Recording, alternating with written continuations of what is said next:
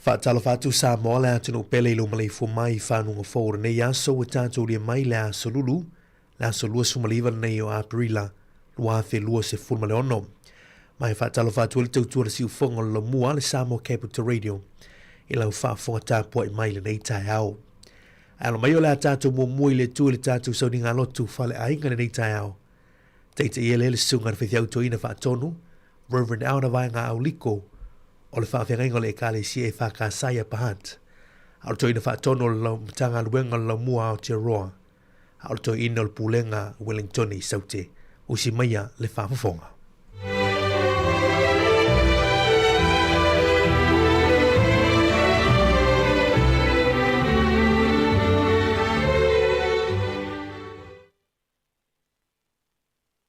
O le a tātou tāpua i atu i le atua. O sila fia ia le motu o tangata. O na muti vale ai lea o lona lofa i a te lātou. Se i tātou titano. Ta mālo whai. O lo pule whāso e fō wala whai manui ai lau whānau le nei tai au fō. Mālo pule whāwhtai e lofa. Ai mātou te lei ta hape atu la a wāwhi au o le nei aso. E aona mātou mua i awhi atu i lau o fio. Si tia le mātou taulanga. E ala nei tāpo i ngai a mata manui ai a mātou fuwhanga le nei aso. Alofa ta māma papatiso ina. Ma whapa ia ina le nei sauninga whapeo mātou tangata teito tas. Ia mū ai le mātou taulanga. Whasirisiri nai pē lau lava viinga. Iesu wana toi le mātou te tāno. Amen. O le a tātou pepese atu i le atua i le pese o saunia.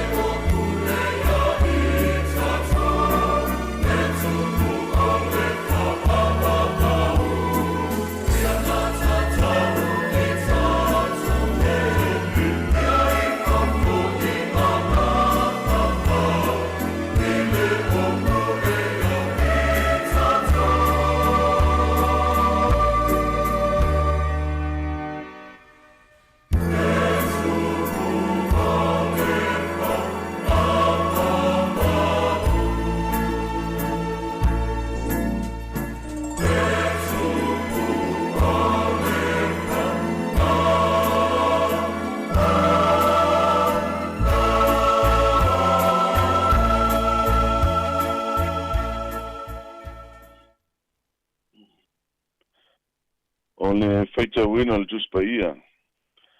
O le tusi fifilia mo i tātou le nei aso e tusa e mai whasinonga o le tusi feita waso le kāne sia e whakasa. Ma o le mai le evangelia māteia o lunu tāpua iwa. O le whai upo e tolu suma lima ma le tolu suma le ono le au feita wina. Se i whaafonga mai o whionga pa ia nei le tātou ali. Ua whatamilo Yesu i ai uma, ma whaoa ai, wa o yo lātou sunako, ma tā lai le tala leo le mālo, o ye whamalo lo fo i mai uma, ma mai ti ngā uma le no. O sila fia ia le motu o tangata, o na muti vale ai leo lo na lofa i a te lātou, o na walai loa i lātou, ma tu la fo ina, e pe yo maa moe e le aiso lātou leo. Aman wia mai le atua e le tātou whanongo le whaita wino ana whiong pa ia. Tu mau pe ia te ia lona lavi inga, nei se io i le whaama vaun. Au le launga le swafa manu le atua le tamā, le atua le ano, le atua le nganga sā. O sila fia ia le moto o tangata, o na muti vale ai lea lona lofa ia te lātou. Ma teo, ma tāpua iwa, al fai pue tolu sul maleono ma wai upo le tātou matua. Au le autu, o le ne yaso, e tu sai mal whasinonga le tusi whaita waso le whakasa. Tala le lei, ma le lofa muti vane. Tala le lei, ma le lofa muti vane. Good news with compassion. Pamele mawa mātaio o lo iai nei Yesu I kāle leia e wha waula na ngā luenga tāla, lana ngā luenga wha mālo lo, ma lana ngā luenga wha ola. Mai peo ni tātou whanonglongu iai, I le mori mawa mātaio, I le neiva yaso. O le wha mālo longa le li e ato toa, e le ngata le tino, au le mawhau le loto ma le anganga. Au le tuswai tau le nei yaso, mai mātaio, o whātā milo Yesu ia ai uma, ma whaoa ai. Jesus went to the people. E lei whātalitali Yesu, ai nā alu lava le mea lo iei tangata. O le whailongo le amana ia le alofa le li le tangata whātau waa ma le angasala. O le sile winga tā awu le autu o le nei aso. O le tala le leia momoli mai le alofa muti vane. E sau lava le li ai tātou. Po le ale mawhati o tātou loto, ma le tinga aina I pōpua ngā. Po le hafo ile e le lea ma le parpala o tātou wāmio e fia ma futa whātasi mai pēle li. Lena valo ia le perfeto I seia le winga mātango fio le atua. Whāuta e tō le taupong, ma whānau mai se tamatane, na te whai ngō foi ia te ia, o Emmanuel, o lona winga, o ia te tātou le atua. O le maua le whenga inga fōu, e winga I le, I tū mā lole o Galileia, whamai ele se nofanga file mū. Whamai o na ala e whai tete ele tō tele, o no le au ngā oima le au whasitangata e lamatia ele soi fua. Hai le manatu lava le li, I nā whawhita auni. E le pala I foi pena la ngone ina le fefe whaatino lana walawina, le ai. A le alofa muti vale lana whaanau, na whai mamalo si anga ia te ia. A mese le whaatino ina le whina ngalo lona matai le langi. A wāo whaasiri le ali, le o atu iona tangata lo mo mia lana whaamalo longa. O na whai mai leo mātaio, o sila fia Yesu le moto tangata, Jesus saw them. O le upo e leni o le idion. Le wha liu tātou o le sila fia. E leo le ai po le sila wha tangata le ai. Au se va ai lo loto. Au se sila whanga pa ia ma le malama manino le atua. I le tūlanga tono lo iai le tangata. Io e ati le sila whanga le atua. E le mawhaina nā tia se mea ma ia te ia. E mana tua nā le vai teimia Yesu. le no fo polonga ile au yutai el lalo pulenga le malo Roma au fa sa au ina foi le totele ile fa mafa se tai tai o le lotu yutai fa popo ila ma le tele ma le tangata o la fonga le malo Roma o matua ma fatia matua ma titi vai le totele folingon tangata o le ai se fa moe moe ma le winga le fetalenga Yesu o tangata peni ma moe o le ai se leo leo ai fa taile tu alofa o wa sila le tu le loto ai leo le tino Sāmoa a fai tātou te lewa ai e peio ke riso tātou te le ma fai foi o na alo lofa e peio ke riso ma le wha mafa leo leo tu o le nei aso o le lofa muti vane o lono wingo se lofa e sau mai lo loto o le loto o le lofa leo na upu e leo na o le langona a o le lofa e puna mai ma fua mai ngā luenga lofa whao ngā le au whai evangelia le upu e leni splai kiso mai le wha li liwe tātou o le lofa muti vane e whamatala i ngā luenga lofa lele e peio le whawhanga ino le moto tangata e peio le whamalo longo mai ese ai meise lava le whamatala ina Yesu o lana whata oto i le Sāmaria anga le lei Sāmoa e moni o le lofa muti vale o se tasi nei o nātura le atua o le whina ngalo le li mo oema i e whaitātou ma hipu ma wa i e whaitātou ma tino ma ano e mo mole atu waile lofa muti vale le atua i le lalo langi ma le winga leo le whautuanga Yesu ai a latu e watu sau taulanga i le whata whaitaulanga ai mana tua ono yeise me wa fai na ile lu va malouso fa ma Yesu alu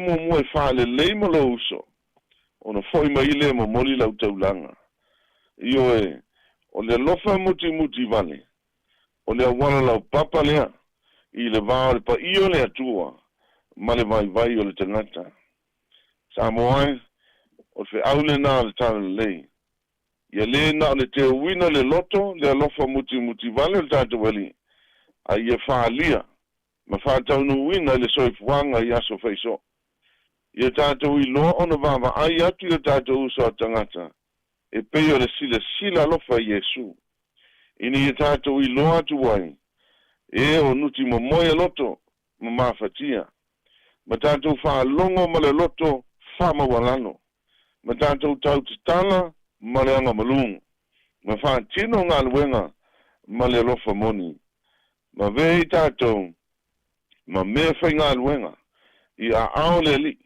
e ma moli atu wai le wha maa whananga le wha maa lo longa ma le wha moe i ye wa vai ina ia wha lia i le lano langi e ala no tātou wo langa o lo soi fua pēr le tala lei ma lo ngā lue pēr le alofa muti vane le atua i tu tono i tātou. Ioe, Sāmoa o le tātou tali atu lea i le alofa muti vane na whaalia e le atua mo i tātou uma i lunga le sa tauro mata ngā i kolokota. Ina wo ia malele o le aso tau te whaatasia i ma i paradeiso. Amen. Sei tātou te tāno. E vi ai mātou loto ni tai au fōru mātou tamā. Ile ala whai manuia mai o lau whanau whanunga lei mai no wafio. A wawe whapopo ele ni yaso whai tau le mātou wona. Sa mātou momoe ma le mauti noa pe tu ni ale ni tai au ai whaftai. Whaftai lo walofa muti vane. O tōla o pune. Le lingi mai au whaman yanga mo i mātou uma. Whaftai lao le man uia lo watunu. A fua mai maunga te tele se yo lamba nei o mātou whanau. Whaftai ta māmo le au nanga lo whaia pēr nei ofisa whasal lau. A wane o mātou tangata. E mese lava le li ele atina ina. Ma le whama maluino me sina la mātou wanganu. whaaftai, mo lo tus pa ia. A vea masulu ia mātou vai ma malama ia mātou wana. A lo lama nganga pa ia mātou sosani sili mea uma mātou te whainga. Si sili nei mea uma ta mā, la mātou whaaftai ono Yesu Keriso lo walupele. La mātou li whaola ma li whaola tanga ue sa nia mo i mātou. E ala ilona ma liu ma lona toi soi fu ma ni maa lo ma ni oti ma tuwa maung. Ua te tala i whai toa lo maa lo. Sa whangātu wai lau whanau whātua tua. Ia tu mau pēlai lau wafio. Le viinga le pule au au ma ni mamalu. Nei se yo i le whau. Le li ia le mātou ta malo whai. E ati lava lo sila whanga yo mātou te ngata. Ia lo whangia la le mātou i whonga le nita au. Ma wha maa ngalo e mātou te angasala uma. So tonu, o mātou lava, peni ato o ta tia le malai. Ai a lofa le ia o mātou vaivainga. O mātou whale tonu, o mātou waleu. Lo mātou le alo lofa, ele ngata ina o mātou uso atangata. Ai meise lava i lawa fio. Ai a vea lava le toto pa ia le to mai moe na fasia. O wale tongi ona ino le lalang. Sau winai o mātou loto ele le nitaia. Tama, se ia lofa. Le lingi mai o whaman yanga ilunga i ate i mātou umana nitaia. To ia o mātou loto manganga i le mana o lau fio. Whafo winai lo mātou wola tau mawhaingi. Whamausalia atili ailo mātou wola whātua tua i lau fio. Leli ie, manu te le ina nei a mātou wainga uma, o mātua nei whanau. O lātou auto wātia e wāle sai lingo le manuia mua tai au. Tai mua, ele mana lau fio, le ala usu ato le atunu. I fe au malawa singa esi nei aso. Ai meise whamamalu atu o au la vea, pui, e whanau ilo atu ma le foi mai a onga. Whamanuia i lau o whainga luenga whiwhilia e so se whata whaitaulanga kerisiano. A wale tau asuina ripu le vai ma le ola. Tele ni a nganga e mau ma lau maa no. Lo whangia foi nei a mātou ta māti nā mātutua. Mau le lātou maa nosi. Tariti ngai tele o mai ima. Fi tāno whea ngai mai lātou. Mau le lātou fia ma le lotu tele. Langmaluina la to umale ia ro whātou tolia. Ia ainga ma whare mai ngā se ngasi o le tino. Whamanuia le nei ofisa whaasa lau lana pulenga ma reo whinga luenga. Whapa ia ina i lātou ma o lātou tute ma whaiva. Lātou uma wana whai mai le nei tae au ta mā i whāno noanga o le nei o langa. Ona le motu sia maafutanga le malanga le maliu manoti. Wha meise wha maafun whana loto wha mo vau. Ai a tātou mana o fio ta mā le nei aso. Mua au muri aulo o fio manu ia i mea uma. O nisi au mātou titano. Wha tasi ma titano. Ono le loto le te ngata lava ia le li ie. Ia whai ai pēlo fina ngano. Awa lava so mātou whātau wānau. Ona manuia ma le file e mū. Ona wa fio le atual ta mā. Le lof sisil ese ma le lof tu no Yesu Keriso le mātou li i ma le whaona. Ma le maaftanga whai pē ma lau lava nganga pa ia. Ia tō mai pēla i lunga i a te i mātou. I lunga lau whanau whātua tua i le nalo langi. Nei, ma asa uma se yo i le whamavau lava. Amen.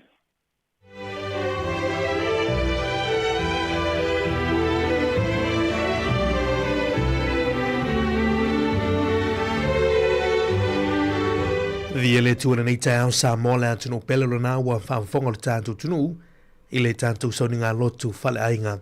Na teita ia le sunga whaithi au toina whaatonu, Reverend Auna vai ngā au liko, o le whawhengaingo le kalisi e whakasai a pahat, ia o le toina whaatonu o le mtanga luenga la mua on te roa, o le toina fo e o le pūlenga Wellington i saute moli la nganga whaafitai, i lau sunga whaithi au toina whaatonu, o no le tāpinanga mātungu whire nei tau, le utoma tawina ai le whaafong anga le tātou tunu, e ala le upu fola le tua. Tawi o se whatu e pa uis ele lei, tupu maola i eisa o ngā wala sui fufa le nganga o tātou tangata. O le mātou stalo, sanga whamanui pele tui lau sungan whaifiau tuina, tonu e whapea foli whatua, le nofo alo, te nane tāmpo inga le kālesia, le matanga luenga ma le pūlenga. Manuia tele nei aso, whaafitai.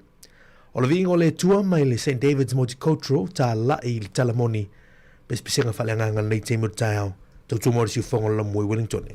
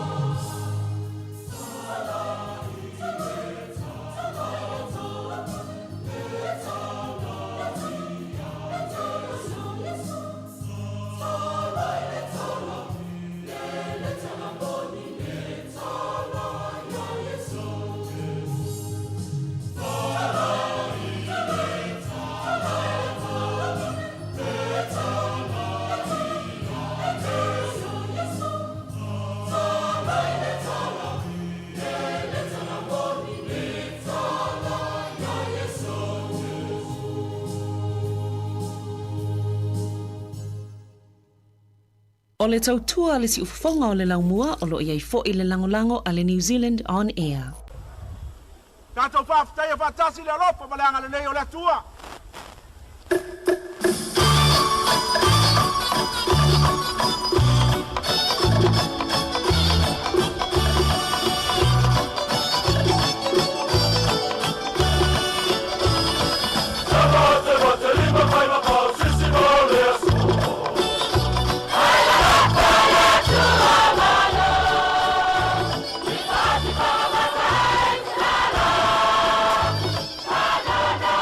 Sing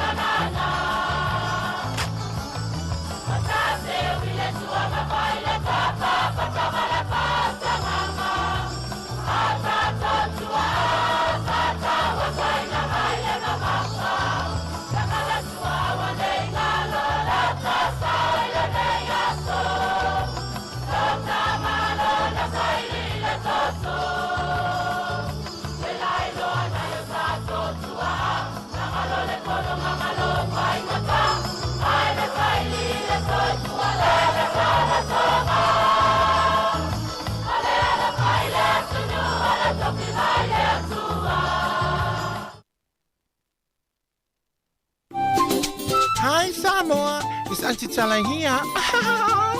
Instead of fifi falo, ile atau le tayao. Laugh of the morning.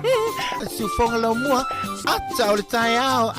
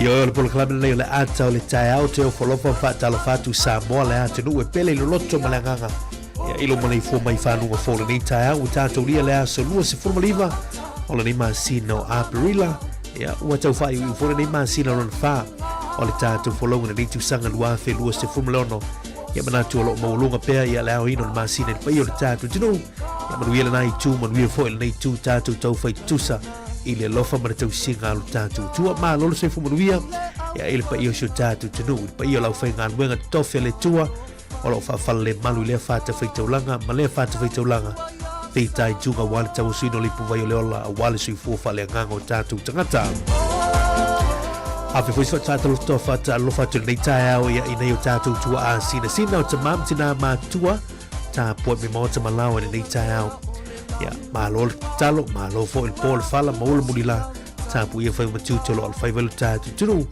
ya mesena yalo manai fa nau ya vi ele tu nei tai au lo fatu tatu por clame le pai o tatu tunu Sāmoa poto ya ilungo le tatu tua tatu fisila fa ilungo no ele tu no pe eu ya ilungo pe ngalu le ya se si fa popongo le tatu tua male tatu o unanga nei aso Tau tau ona ne marma tu figa fai valu lewa se mani fo nei time mo tai au tali tu lai valu se a tu sunga ile au ya tu fifiso fa pina fo sunga ile au ya silia la ai simona se mo tafa ya ila wa ya la to vina ta tu por clame meli tu lai valu tai au nei ya wa fo por clame ol ato tai au ya manatu ya nei time ta tu wa tu no fa talo fa tu ya o ele mai mo mai lungo Facebook lungo ta tu YouTube channel ngā mai whole tātou penga te whailangi na www.samoacapitalradio.co.nz Mātou te whaatalo whātu malanganga whaanalo i le nei tai au. A vea utou mwhamunianga i tau tua si ufonga lau mua ia wana lea i utou ia e le fwis tātou tau tua ia e mātou te le tara no tu inis ya fa tele fa ngone ino lo mota mo lao lo sa fa fe ngan we ma ofisa ya wala tu mala una ngan si fongo lo mua I le aso ma le aso ya manatu la tatu tan me fa solo pa velane se piti koko I piti kofi piti la moli pula o po la so malu ta ma na ya le aso ya ma fu te me tu si fongo lo mua ya ma na ya le wa mata le aso ya mai a fe ngalo tu a mata le ta ya te te sunga tu fa tonu ya river nga au liko e nei foi tau. Manu ia nei aso Sāmoa, tātou tan me wha solo programa le ato tau, tau tu mori si whonga lamua e Wellington. Good morning, talofa.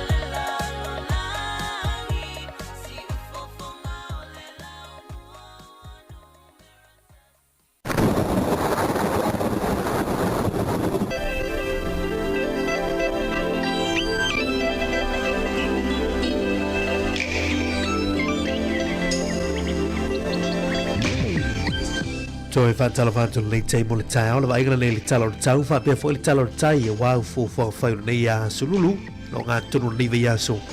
Tātou amata atu le laumui Wellington, e valo iolo fisol va i tau nei a tai mo le tai au, a woa, ia va iana iau, ia mo tātou le laumui Wellington, ia au na va iana mātou le laisi tai mo le nei yaso, fa solo atu le fiafia nā nei. O le fuol e maulunga fa mawina le so, se fulu man fitu, al fuol e maulalo fa mawina se fulu man tasi ti kiri. La so tai au la stofi le valo iolo fisol va i tau mo tātou Wellington, e mona nutua oi, o le alangi le tau suru mātu o file la, ia mā tele ina langi lei mo tātou le laumua i Wellington le aso atai au. To ese le lua sifuma le lima tika really for e mawalunga whamawina mo le aso atai au, ia ai ono tika really for e mawalalo, ia mo tātou le laumua i Wellington le stofi le aso atai au. Patalo fatu le tatu ai tele au kilani le nei teimo le tai au, valo ielo fisol va i tau langi le tau mo tau na yaso sun mātu o file la, mo tātou le ai tele au kilani, apena fo le aso tai au lo whamawina. Nau te lenga Aotearoa New Zealand le yaso whapena i nai Tauranga, Hamilton, Rotorua, Gisborne, New Plymouth, Taupo, Napier. Ia Mastone, Palmerston no fa solo mai ai langi le tau le yaso. Ia mo le Aotearoa i o le motu i mātu nei. Motu i saute nere soni, langi leili tau ne yaso, sun mātu o file la. A talo vatu le ayo Keriso Christchurch, ia o lo valu iolva o fisal va i tau ne yaso, o le a langi leili tau, ia mo le telo ne yaso, a o le a woni po le a fiafia na nei. Ia le mai tau atu, ia e ono, fa malu mingo le tau le fiafi, a sora tu poa na nei, to uru nei wanga mu tau le ayo Keriso. Ono atu le laso atai o le a langi leili tau, mo inai Christchurch. Timaru, Dunedin, winga nau le tau nei yaso.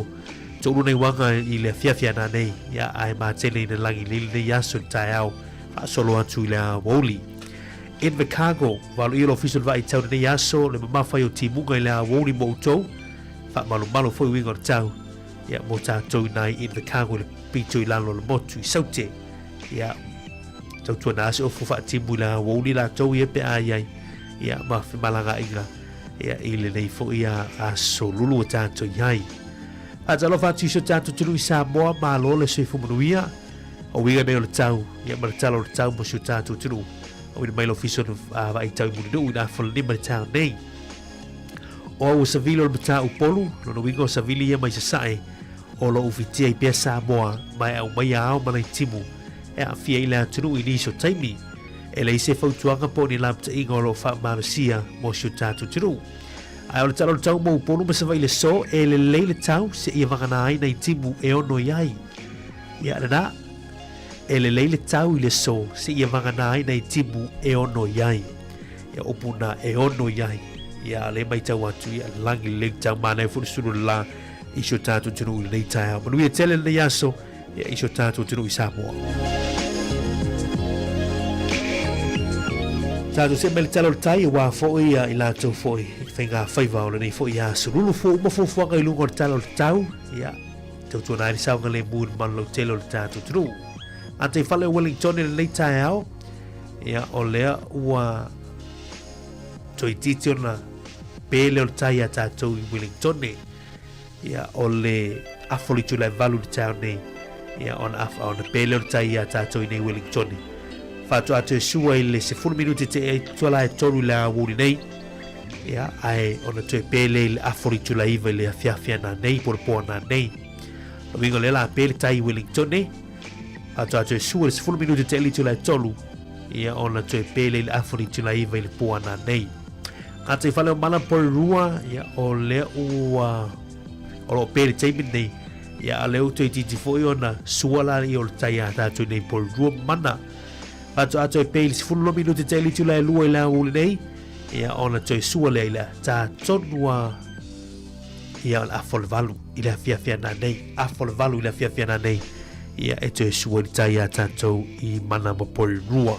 Awani ngalo o whaola. Ia tautua ngā lava saunga le mu o whaola. Telefoni whea vea i longo na ainga te mi tautua wa atuai. Ia ma te mi tautua fuafua tau te liu mai ai. Ma ia tautua ngā saunga le mu. I le malo telo si o tātou tino.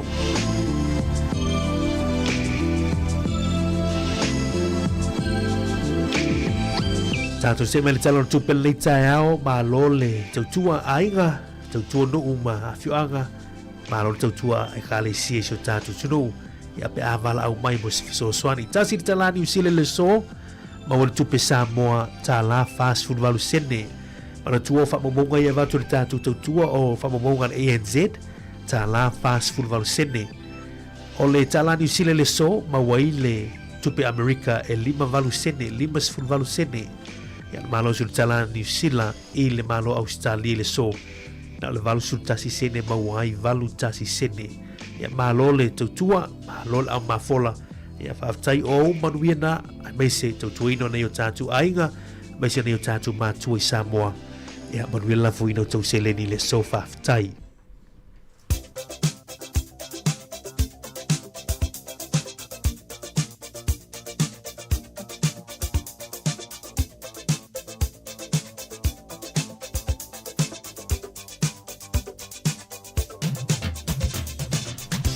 O le avano whamnia ngā sifua mā so whanau, whamna tua tupele tātu emaili nā so whanau at samoacapitalradio.co.nz.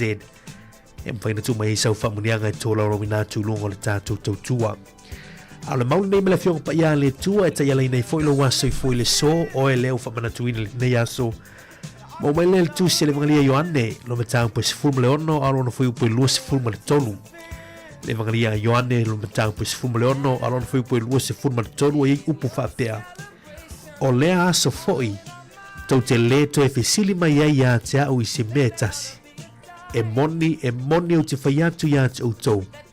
O mea tau te o lea tuai le tamā i lou i ngoa. E fōa i mai e ia i a te utou. Mānei atu e whaafongan maurina, o lea so tau te le to e fesili mai ai a te au i se mea e tasi. E moni o te whaiatu i a te utou. O mea tau te o lea tuai le tamā i lou i ngoa. E fōha i mai e ia i a te utou. Mānei o lea mau o aile ngoa, o aile suafa lea e o lea tuai e tali mai le tamā. O le suafo Yesu Karisto. Mānei e o le maune. Mai e moni o te whaiatu i a te utou o Yesu lea, le saunoa, lea whetalai, o mea tau te o lea tuai, mea tau tanoa tuai lea tua whai mai.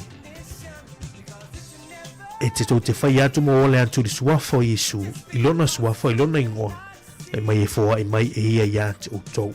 Ia, nā ua e malama Sāmoa, mai se utou umalama, mana tuina utou wasi fuole, ma te tano i lea tua, tu i lea tua utou manaonga.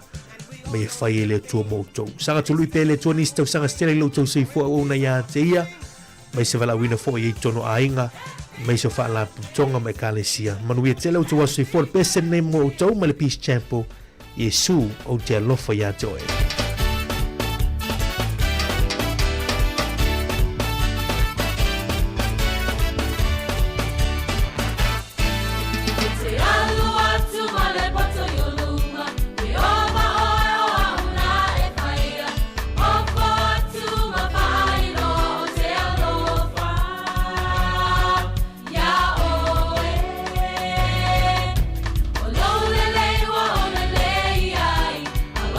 No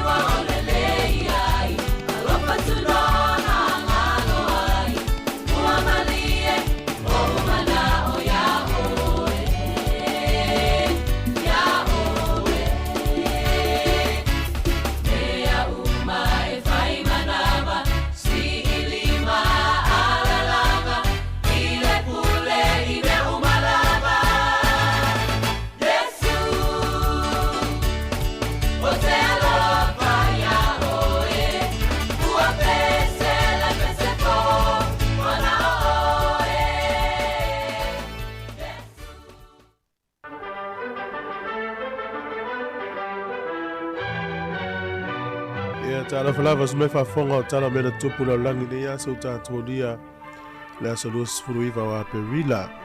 O le sol tau sanga e tasi fitu o na tau nuu ai ia kapeteni James Cook matula wil ele Australia i no fuanga le tau poteni pei.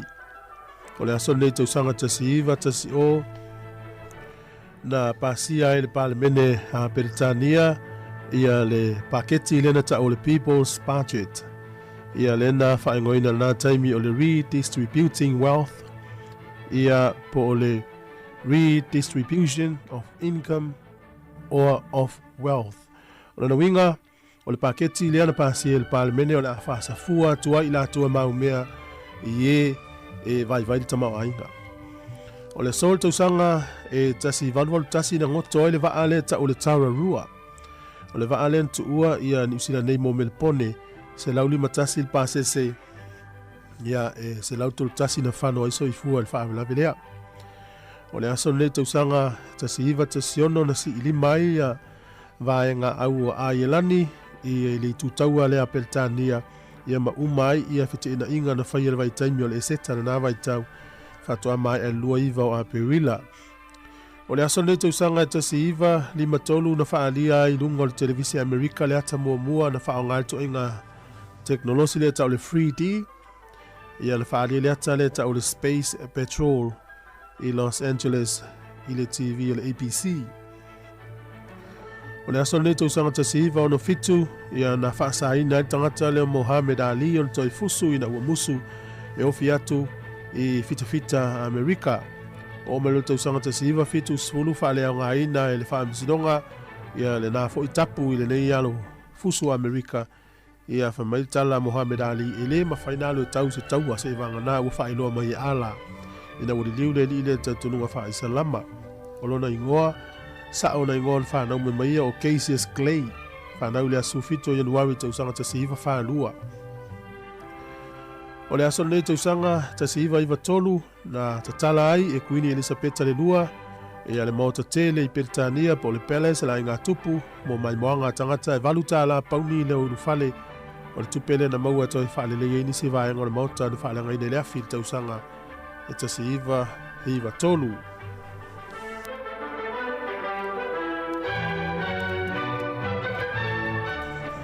O le sol tausanga tasi iwa ni malua na saini e se whengainga e tau o le NZUS le va Australia New Zealand ma Amerika ia e amana ia ai ia le awane i osfa ia to tasi se malo ne tonu le Pasifika ia ona e lamatia ai taimi lea ia o lo saua lava ia pe taimi na ua mai atu le tau o mua lalangi alo iei pea polenga ia siamani o Japani maisin ufa pena. O le sola tausanga e tasi iwa li malua na saini ai le whengainga na. O le aso nei tausanga e luafe malilua ia na toe palota ina atuai mamna ia Amerika ia le tula fono a malo o whaatasi ia le na tau o le International Criminal Court. O le aso nei i le tausanga tasi iwa whaavalu na pasia i le malo Japani o le whaie se aso e tau le Emberoa Birthday ia po le aso e amana ia i foi ia le tu paoli ma tama ia ma le aso fo i manatua ele whaavae o le atunuu ina ua li liu atu le atunuu ia e avea ma atunuu e a whaiati nae ia e le toi fia tau. Ia o talana e toi mawul whapoponga i le taimasani whaatailava. Toi fa minuto tone na tale li tu live valu te fa talo fa tu tanto tu no pe fa le fa tu e ma o meri tu tu si fonga lo mua le Sāmoa Capital Radio le te mo tao le o tanto il proclam ato tao e mo tolunga tu fo ma se tu tu le te mo tao le o tape na mai le sunga le o ya silela ai si mo ta fa sunga le o ya tu fiso ya la te fa o winner tanto tu se ya pai fo ste mo le mo ni nei tu mo si fonga lo mu Wellington e mo proclam ato tao manu ia tele le yasu tatu tu la lo so foi nei fa na ya onga tu na le saunga le mu lunga le tele o fianga le te mo tao mai ya la mata me alofa panga mali o fai valu suinga matangi le te mo tau ta pela mai tatu telefon tala mi Sāmoa tatu telefon amato nei yaso il tatu no li tu le valu. Good morning talofa manu ia le yaso.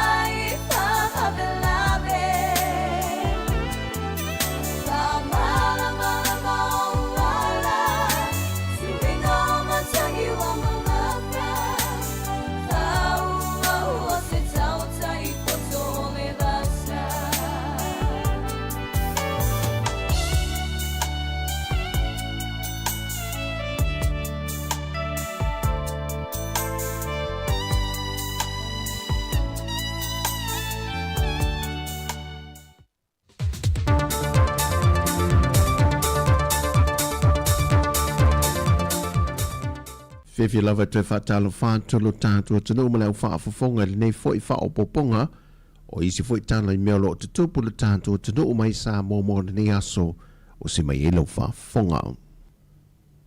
O le asole walo atuele tu malo vai maunga numero tolu mo lana whainga pālota lai titi ma la whaatino ele pālota I lanto wa resta lai pālota le pālota mua e te tala whale pālota mai li tu lai valu sei o atu li tu lai whae lea fiafi ai o le aso whareile e te tala o mai lua whale pālota e se furuma le lua e au fiei hola e ka le sie lua I maangiangi le ka le sie whakasā ma le aso fitu o whaato ia le metatisi o le AOG leo ne e whakasai matau tu taima matau tu uta e whakasai tanunga manono o papauta I le hola le straws e whakasai vai lima e whakasai wawala ma le e ka le sia kātoliko I malolo le lei ai mō ngā sengase o lo whaatinoina I se tasi o potu mō ngā sengase whatungao I matuatua whapena foi ma le moto tangata mātutua le mapui whangalele. O whale pālota whaapitoe sa la whai, o le ofiso tinama tamaita I sa lolonga, ai mole so le pālota mua, e nā o le whale pālota I tanu ngā manono, I le hola le ka le sia e whakasā. Wa whamawina se tasi o fisoswani whapaanga le malo seina ma Sāmoa, I le whatuwina I te tonu o le mautanga se tele yuru matotua, se poto mo fo mai whaapito mai seina, le whaongai nei o lātu to mai ma vai la au wha le nātura, e fesoswani mai e fo I o tātou tangata, e meisi o tong fitinga I o tātou whare mai I Sāmoa. I le fesoswani o lo au mai a whātasi e masikulupo fo mai whaapito mai seina, e fesoswani mai e le tātou mtanga wengol soi fo malolo I nei Sāmoa. Mai o le lua se fuma le whaile nei o malanga fo mai saine so swani lo tātua tanu. Le sa whaafteia whaapitoe le whiunga le minister ia wa awau saru malolo fipo. Le li fo mai saina ia kong o lo o ia sa ilia ma whaia pefe so o ta inga ma fo mai saina. Le o lo o ia ta ita ia mai pea lava kulupo fo mai so swani mai saina. Mo a tātou whare mai I Sāmoa. Pe o le sila fia, wa le tasi se feso soani a lea tunu u molo tātua tunu I le soifua malolo ina, le o silia nei ma le 5 fultausanga o le whainga paanga ma Sāmoa. O le pepo le whākārua whā numero se fulu o le whontanga le kāpeneta, wa pāsi eile to e tutongi na umātu e le malo, o se leni na whaaruina I le singa ngase ngase mo le whionga le teitai o le atunu, na masi ia tuai le asoluse fumaltasi le asoluse fumalvalu se te mal tau sanga o mamae. Le sa whaatupe ina lawa ia malona a inga, taluai o le teimi tonu le whaato ase e mai ai le whainga malo fau, e le tango fia matoe sila le whaatulanga ina le paketi le atunu. O le tutongi le waalele sa whaonga ina, o pasese, no whanga sa wha mautu wai, o tong fitinga mautanga se ngase ma tau mawha, o vaenga o mai wa kawa I lalo o le whaai unga le kāpeneta, e te tau o na toi tutongi no mātou, ona olo aia I e lalo le tula whono vaenga tupe, e whaaruina mo se pale mi o le atunu, pe asa ili tongo fiti atu I atunu I whafo.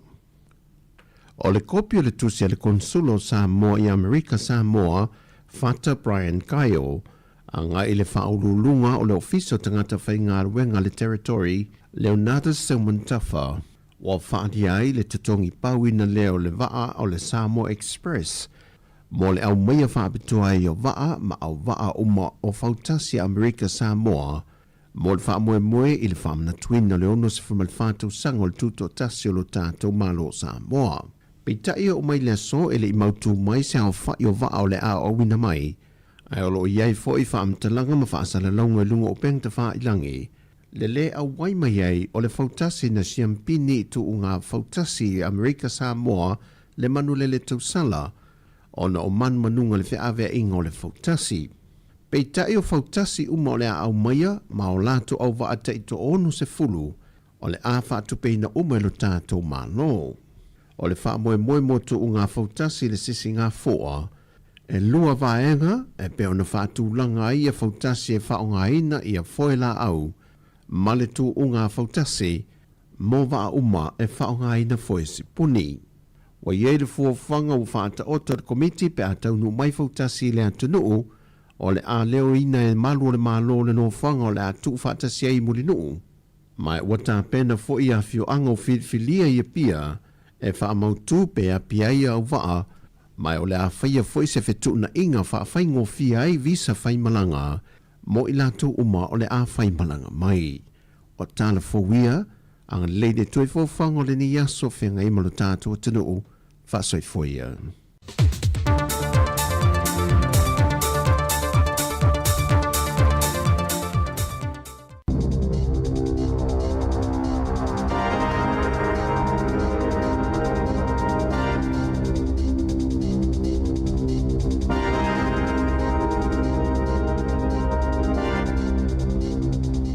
Tala flava al whapoponga momoa tala fau mai le si ufonga le lau mua. Mo le ne jai au lua se fuluiva o aperila lua afe lua ono.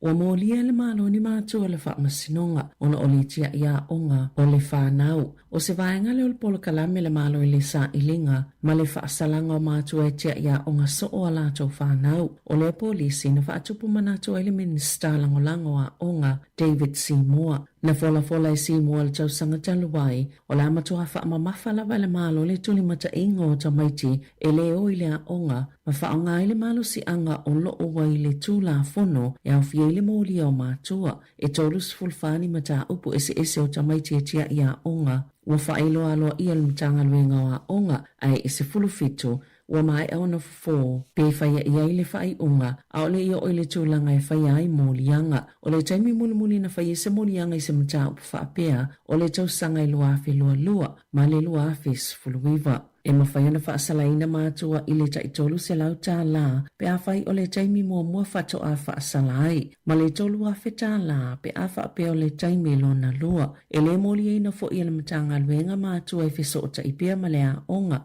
whaapea i mātua i ei whanau e a awhia so o ini ngase po o tamaitia i ei whaafitau i le soifua maloloina o na o tūlanga tau i mana onga whaapitoa. Mai whaamaumaunga na whaalau i loa i le vai aso taluai o le kuata mua le nei tausanga na whaali ai e ono valu tesi ma le ono paseno o tamaitia a onga e toa anga i le a onga ma o se whainu mera pito maa walunga talu mai le kuata mua o le tausanga lua afe lua se fulu.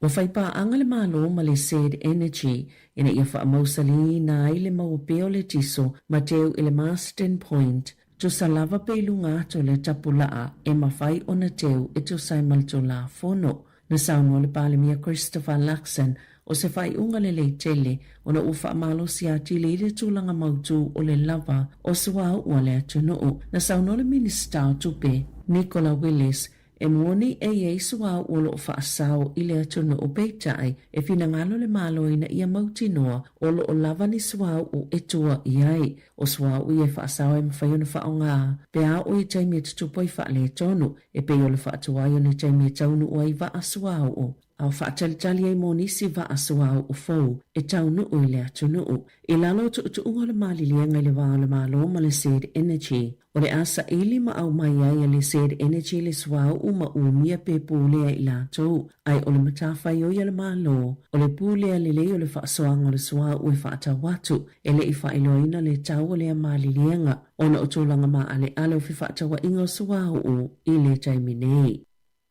O whaatonuina le Pacific Island Business Development Trust. E totongi le tolu se fulu a whetala i a John Whaitala o Kilani, ma le wha se fulu lima a whetala i a wahanoa vea o ni taui o a fianga o ola nguna, ma le wha alumaina o ila oina ua vaea mai le wha ala potopotonga. Na wha alia Whaitala, sa wha afose ila wana le to e mawala na ngā luenga, ma na manatul to o tele o tangata, e eise me se sena i a whaia, wala ai o na malolo, ma tupu ai lo na maasiasi. Na maua fo i Whaitala lo na tutongi o maasina e ono na leto e maua a o vea e se fululu o maasina. O la la whaitionga na tu ina atu e whaapea, ua mama ina ua tu uatu la atu si. E ala atu i le e-maili e whaamuta ia la ngā luenga. Mai le o le awala le whaatino ini mata upu whaapea, e te tau lava o na whesanga i matala noa. Na fola sia la mata upu lumo al whaamsinonga o ngā luenga i au Kilani, ma na saunoa le tamaita i whaamasino. Mary King, O le lape po le sasi o le whaala potopotonga, o le whaatino ina o lo lātou tiuti, o le muli lea I māta anga māta ngofie po o values o tangata Pasifika, le o lo manino lava, le iai itatonu o malili e ngā tustosia mō ngā luenga tangata whai ngā luenga, o ia māta anga māta ngofie whaale tangata po o values, ia na talia muli ane le whaala potopotonga e whaapea, o poutu ia e lima o le maafutanga o tangata Pasifika, o le whaaloalo, a inga, maafutanga, whetausiai, whaapea e male lotu, na saunoanga le vau Paul Pao, lea na tū mō whaitala mawea. O le vaenga pito silo na taha ua maile mata upu ma le whai unga lea ua whaia. O le ama whaineo na avea mata anga mata ngofie whaal tangata Pasifika po Pacific Values, ma vaenga o tuutuunga o ngā luenga. Ua whailo le taitai o le New Zealand First va vasamana e Winston Peters na te le langolango ina le suinga o le tūla fono o le tuua vanoa le iloli e whaopopo I le mamafa o la ato uta I vai taimi nei o lo whenga i le atunu o whaapea le lalolangi ma whaafita uli o le sua o na saunua va vasamana ia o le tali lava I le whaafita uli o lo tupu I le sua o le taimi nei o le whaanga no whaafi o lo ilo le malo o le whaapawhala o tūla fono Mō ta avale mamafa I tau mawhainga e whaasawa I le suau e awhiele tu iti o a ieinga I tapu laa o le mamafa ota na whaamanino e wawasa mānaia na te le langolango ina ia suinga o na iei mafua anga tatau nā lai o na whaatapu laa le mamafa ota o na o omo awala ma le malolosi o awala lau papa o le aia whaamauti noa le whaaonga o no whaafila ota e langolango ina le suita I tai le New Zealand First Shane Jones lea fina ngalo o lo lato tai. Na whaalia le minista o tupe Nicola Willis na ia tolopo ina se whaatasinga na fuafua e whaielo na official tau sangata luai. Ona o sanga ngana whaalumaluma mwhailonga tangata na whaongaina I le taimi o lea whaatasinga na tali malo ai. Mōtu stala I li potia mata upo mai tutono le pale mene na tāpena e Willis ni vai inu ilo na ofisa I le masina o mea le tau sangata luai a olumana I le tala whaatatau au tu o le tupe peitai o inana tula I mei se whaafitauli I le vaone tusi tala se to alua e tu sai mali poti na tu sie se tu stala mta uputau I upufai o Annie O'Brien I lungola nei tūlau o le Substack I le taiawana na whiwhapea na whaongaina I le tamaitai o le TVN said o Mikey Sherman ni upu whaalumaluma I whaatatau le I tū ainga tangata o le tustala o le staff o Lloyd Burr ma toi whaamuta I lo le fuafuanga lena tāpena o awa malo si le ofisa le minista na sauno Willis o le asona soai na whiso o tai I le tustala lena lafo iei whaamatalanga aina taliane I le mana o I toi whaia iei se isi fuafuanga I le mata upu mana ia whaaloalo foi I le whai unga a le tustala. Na loka ina se tamaitai ina wali potia le whaasao solo I whale mai au kilani ma wai kato I le amatanga le tausanga nei mga oi mea tō tino o tangata ngase ngase na whaalia leo o taimi ia na whai e tonga fitinga o tangata ngase ngase ai alua I lea tamaitai mga oi ala tō credit cards ma isi mea tō tino au ngā na whaalia CJ Miles solo ofisa o leo I Waitemata East e se fulu ono ni ngā oinga na tutupu I le vao le aso se fulu malelua Januari ma le aso lua se fulu whao mati. Sa whao ngā le tamaita ai credit cards moni ana whaataunga ma atu u whaatasi le tupena ia whaaluina ia whaataunga. E tu salea male lima se fulu a whetā la e wina lafi mai leo peitai na maua I mangele le aso lua ma loka ina ai loa o le maasina foule u whaatola ngai tola I eile whaamasinonga whaetou malo wai tākere e tali molianga o le ngaoi.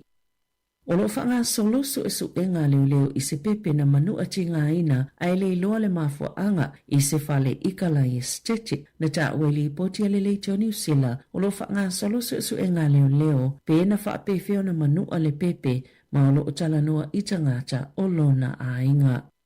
E ele tali tono ngā le a whaitau se lau miliona tupe e manu I ele tamau ainga New Zealand I tau sangata I tasi pe a ato o tōna whaatino ma whaanga solo le malilienga o whaatawa inga sa o loto ma initia na whaalauloina le whaatulanga o whaamunianga o le tamau ainga o le tunu i le asoa na nafi na whaalian matanga luenga o le vai fafo ma whaatawa inga New Zealand a ato atua na whaatino le malilienga i le tausanga i lua fitolu fito o le asilia ma le valu se fulu pasene o loa New Zealand e whaatawa atu initia o le alea i se tiute e totongi.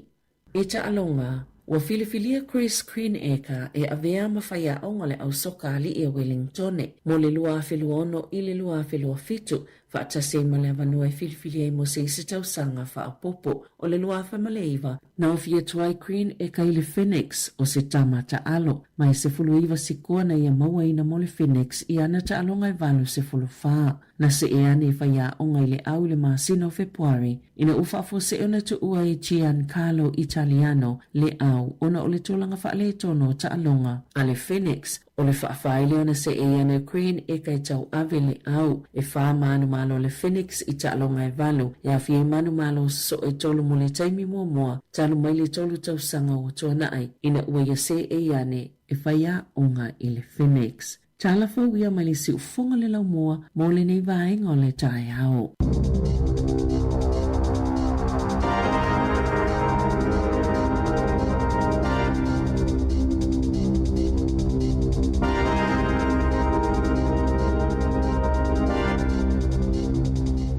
Malo whaftai nau mai a tātou telefou nei tai au, ia toi maula menoe whafonga ia i le tai au nei level tātou no leiva, tala mai Sāmoa nan tāpena mai e tāse Salem Sam, tātou tala ni usila nei le na tāpena e Savelina Kasiano. Ia o amai oil nei tai au, ia o le lava na valo i official vai tau, e ia nei wha manu le soa ma tele na langi le lei le tau, e o atu lava i le wha iungo le vai aso, ma le mtanga le vai aso fau. Ia manuia tele a onga le wha nau, Misi o ngā runga mtuti o la alo tu ili tātou tunu o nene aso. He tofu wata tangata ma ana fuafuanga o uma na fuafua le lei. Misi o le amalanga. Ia manuia tele whainga malanga. O le ili whamui moe ia peo le mafuanga na ua suita moe na li tai au. Ia o le aua ia tu ia Mari ma ana. Isi whamui moe tai Wellingtone. Ia o le whamui moe la. Ia o le ia uluma porkalame. O le tuinatu leo se taavale fo ile alfa mai ia tuinatu mo le malo Sāmoa ia o se taimi la le so ia ona taunu ule tato whanga luenga i tai le no whanga tonu wheli wha moi moi ia ona whai mai leo se ripoti ma tato ilo ati le tūlanga o iai ia wha malo whaftai o le whawhianga mai le sunga ia alo ese po e fuasa leo whaiva tapo ia whatalo whatu nei tato wompa anga sunga si anava Saulo, ia taiana puriata o mafoe, ia tule epa maloso i pufua whauruli, sunga Ferretti, ia o Noa, ia lofutele atu ia Rina, ia malola vada so i fua Maria, sunga ia Charles, whaftai Ellen malole, so i fua malole usu, ngalu e pati, ia o sunga Ene, ia lofutele atu lo mafuta maisini Australia, whaletu ia epi, whafawina, ia malai tolu, o pali ia male tato tunu watoa ia lo ki mai le tio fa na ngolo le tu la tae o to tu si fon le mo se fu 20 minuti o te nei valu pa vi fianga su vi floi ia e fa no fu file mu fu le tae o ma fa to le la mtanga le ia so to tu si fon le mo vai e alla le tae o manna tu sa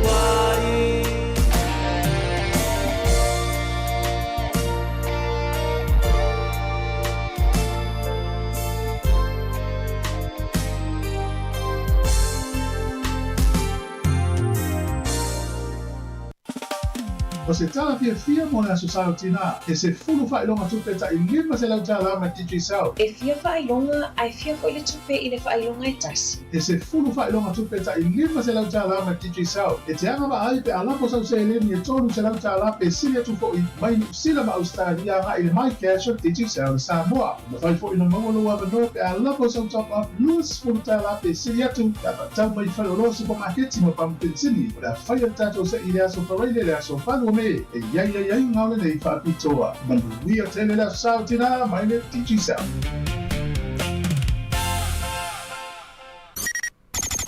O le tautua le si ufonga o le laumua o lo iai fo I le langolango a le New Zealand On Air. Ma lo fa tai moni le ia o lo langolango malo si New Zealand On Air il tatou fasela no ngai pe ona iai fo I le nei tai au pa ia li tu la lua. Whalongonga tu male tutoa i o nei le whataunu istasi o whainga pālo tala I titi o lo whanga solo pēr whainga pālo tala I te ta tutunu. Ia tānu sia ia mai ane le tausanga nei wa umane lei. Ia o na mautua I lo lea o I tue lua nei tua ngai male I tua le mano.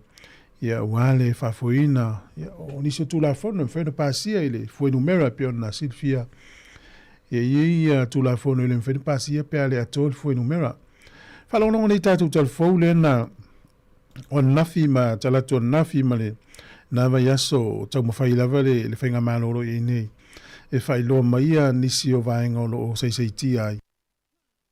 E atu la fono li matita ina ili whiwa I alo li tatele lungo la wala ma le mamafa o lato uta ma le teime māloro e lato avita avale. O mani whatu la fono ia ale usta ia sala fo le tu la fono. Le ua whalongonga whafonga la tunu ne le tau. E le langolongo ina for New Zealand First. Ia, o nisi o tula fono peila wai e vai fo I me oversenga. Class 2, Class 3, Class 4, Class 5.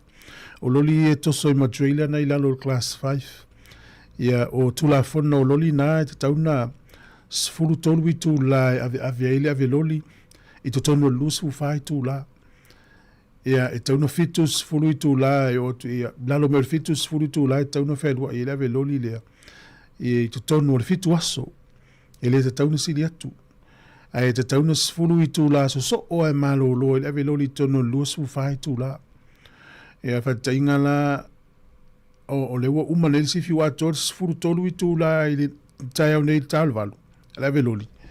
E te tauna malo lo mo fulu I tula fatu am whainto e tango e ave loli. Ia, o le mamafa whātulanga ino loli ne mwhaina o tuli whās furu whātane. Ia po le onos furu monotupu ono lua tane le mamafa. Sao e tauna o ilunga le wala tauna ivas furu kilometeri tula. Ia po lalo ifo inu ufo ia auta lea e le onos furu kilometeri tula. Ia ono le malo losi te le wafio loli ne ila te alu se laua vea tō lefe. Ala mua ni o tafa se loli la poa. Le vuina va iei. E mato malanga le nao I mastone. O le la popo o loli sole ia ai. O le nei tau tafi o fita mai tava le lunga enga pi o voi lea I lunga o le monga. O le ore ato loli umasani le nei tama ia ma le tangateni fio I lunga le wana. Ia pio disina o tu la fono ia ai o le finangano le o Winston Peter se whalia. Ma mafa loli e vavena le anga wala. O le isi tu o le mamafa uta pe afa o popo uta loli. E afa ina iala lau papa e sa au le le iala sau no. Mai tawina ia al fatete inga fa peo le uta le loli e ave I au kilani e aluto e sautu e ruatu. Ia e peo le mana e fa apafala le mamafa uta e mwhai ina mwhai ave uma alu manofo e le to e sau wale uma le uta to inga mefa pena le va vai le malo. Ia e whaititi e so ona whiwa i o loli ona o le whaasawina la vol swau. No vai atona po i le news isi au wala i nei lunga atua i motu nei matu. Ia o lo whaia isi au wala o le mamao i o le taimirisanga loli. O le mole maula a la tau company loli. Tu sa e afeta la le alu e loli i le awala mamao. I tau swau. Tiso. Ia to e fo ia tu i le isi afeta la utu ai. Ai o le ala po la tele na poloka mwhalenga ina tuai na whaanga yo i le malo. Ia po le NCTA. Ia e whasau ina i le pe fia afeta la, pe fia se lauta la i le so nalu i suau. Ia o le tūlanga na lo i le teminei. Tu sa le utatu ia i le sona o le teminei o le tausanga fia ngai tatou ma lui tau o mene o swinga o me tutupu. Ia le lai tuatu ia o le avanoa ma uia whaso so le pule me taun whai ma le mele tui whaia. Whamana tuatua le so lua le vaso a sau. E le Expo Korea, e por Korea Expo. Ne whaia i te Rapra Arena. Ia mo whanau e fia su ngā luenga mana ia fo i le avanoa nei e watu iai. Le ngata o whanau i o tātou mātutua o e mata mai moai. O le atele au nanga o le a whalau loa i efeso ni mo tātou. E pēr no whailo atu le tai o nei, ia o le se furu le ilwha moe e amateli ai, ia le tuinatu o se taavale le whale mai. Ia mai le Wellington Free Ambulance, o la tauna le whatau te ia le wha moe na so, ia tuinatu, ia mo le malo Sāmoa. O le whainga pa anga ma le Port Nicholson Rotary, o la tau o vatua ai se taavale le whale mai mo le tātou malo. Nei la tai o nei sfuru le au e tātou o whainga luenga. Ia, e peo le porkalame le e uluma i le tai o nei. Ia, ala tau whai tātou ni teo le vāru se furu anga sfuru tasi. E umaia wha mitalanga o le wha moe tā ua i le tai o nei. Ia, o le tā sfuru tasi le tātou porkalame. Ia, o pu whai o malo. A whatanu le tu la valu, o i le ai tau e whasa o atu. Lua sfuru iwa minute, ua te ai le valu. Whafonga i le whawhiwhianga. Ai se mta upo te fital no ai peo na watu tatu tal fou mo lisi mta upo. Ia, wala umai le o fata ulu walu lima le o fatasi. Tatu tal noa ia mta tau fasoa. Alo tu ia Rachel, ia lo fatu ia tsunga tasi. Ia misi fo ia sunga ia noa, ma lo lava lo mafuta mai mele pone, o mele tau ia autolu ni tu la, pole ne yaso. Ia, ma lo lava le unsai. Ona ia tatu waina tau te mai moma iai, ia oa tau Sāmoa, ia so lava ia. Matango fia ia le mata to i vava ai ai. Ia so ia le matango fia o tonginga wha i li pū, ma le tele o au wha fia i o vai teimi o wha fianga al tātou o tino, ia o wha fianga Sāmoa la vai tu to tasi ana mawa e nā taimi. E peo na o tau mai mo mai ai. Wha malo tu tunga o ka malo so i fua, tātou no matango fia o mastone.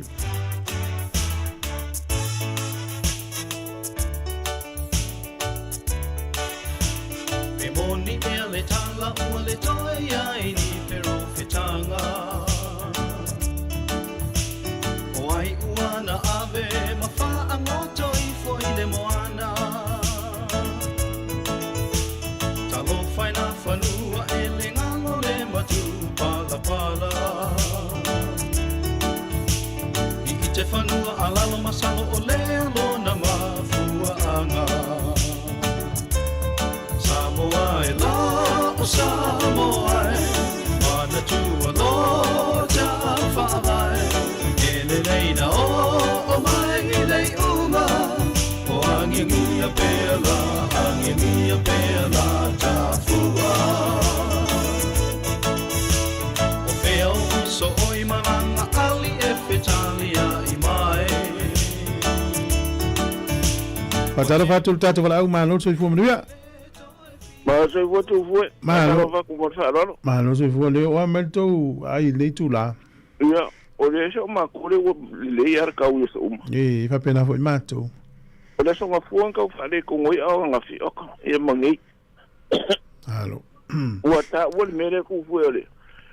Le ka u le ke ia Wilson Peter man la ko. Ele o lori mama fa. Ia.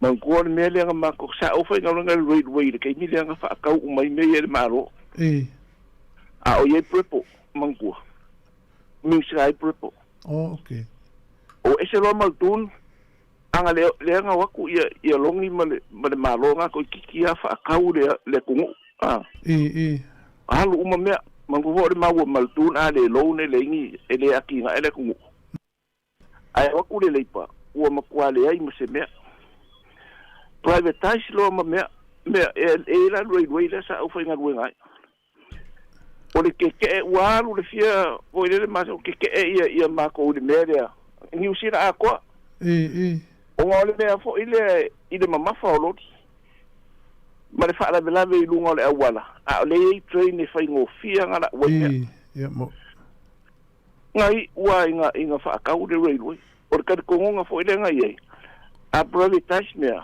o ngā maua leo se polo fiki ele a pe o le railway ua le vele sa i le railway ele se polo fiki e maua mangkua leo ngā o le mea le ngā whai ele malo e whela ua ia iuka le malo le waku ia wekani e waku ingi mai inu kako la Britannian o kulofe o sofi kongo le va mo o va a ia mo mea ia a le ufa o ngā loa ia uo i loa maroni kikele ia le ala upe o kasi le au ngā o va a ia a mea o mea le malo sa fe ave i ukangi e o se mea ka ua kere le mea le ai o ke longa le ko mwhai mea o lori mawhai o iei o tele company o ko kongo le mako e iei ala i le ka o mea o lori ma mea o ukala au fo i le ave whai lau papa aso uma aso a auka o kal kekere e awala ile kaunga uye ya aire ila se me fa wa e o le wafu ku le si ku ai o mai I ko kaulanga ia lori e ka vai ku fu fa mai den ka fia ni ele o di ngo ko o mai fa mai den ai ku wa le fa mai ku ile o lo ko yo kaulanga o le me sa ile le factory a Capri me a kwanga le ufa ka ngi le fa ile ia e one way le si ku lenga mai le pesa mai le ka ku fa mai me fa pe wa yo taulang ia lori mai aku e o kai le wafu le ave ele la papa ava ile me le la au le tu fu e lua wafu le fa puku le me le la au o ka le kere la u fa fo aso la u fa fo ese la I le me le kala ka mai ku ese le ia potiama la ile wafu ngai o mai va ku eu kai wa isi la au e mili fo ele ili fo le fa ang balu ma ave o mai fa ku mo yuka ai se fa la lave to o wala no ni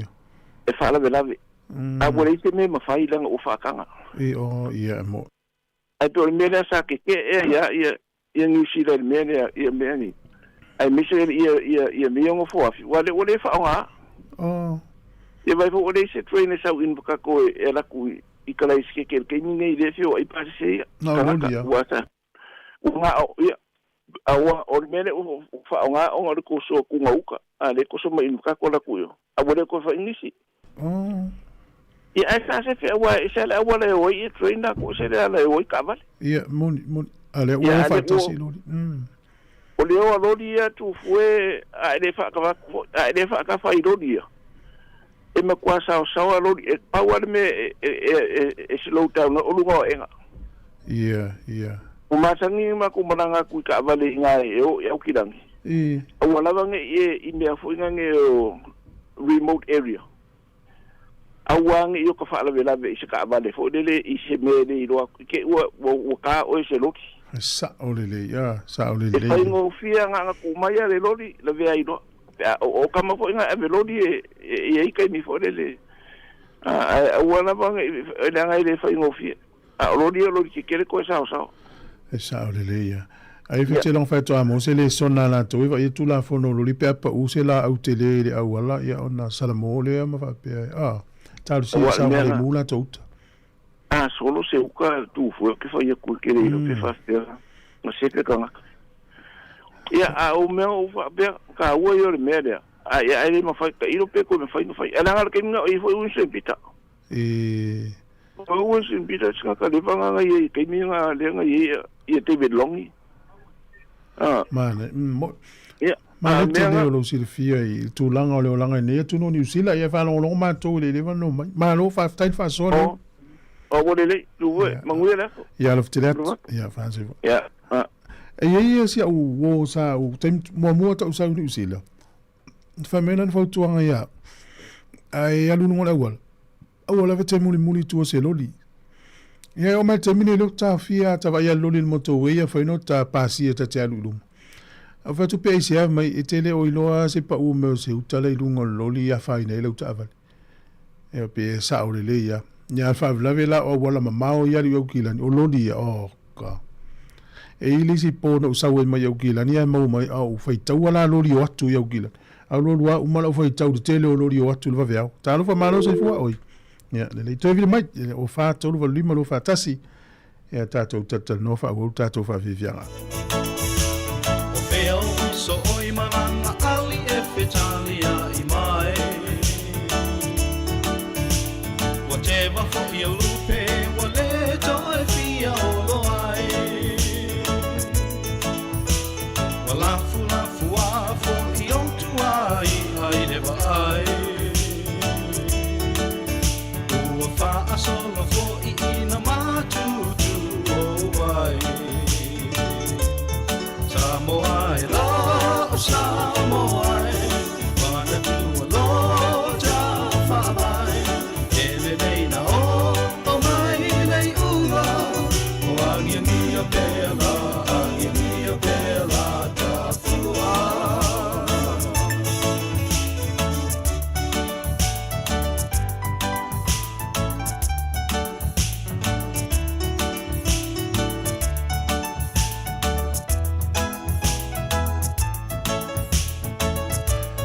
ia malo se fu vala talo fa tu foi. ia o le wenu ia malo se fu Ko ko manguera sua. ia o martao E manguera fa ka ia ma ko yokirangi. oi so le malo la o mai le ia o ngalu o fa ngalu nga po na fa Ia le ko ko le po le si fit po le ongo le oi ia malo na to amanava ia sa no mai Ma ia sina le ko ko mo me fa le ko to pa ko fa no ya. e Ia sa ka ia ma kia ko lo ki ia fa no ko fa so ma sko inga nga. Ile makango fio le fa so me le o ia ile mga o le malo. ia mo Ko fa po le wo to lo di ia fa ia sina fa na kar ni so le pe ma ia Fala no ko so nga sko inga. O le laku yo kirangi nga lo ya o ko ma ku ai le safety ale i ke lo kai.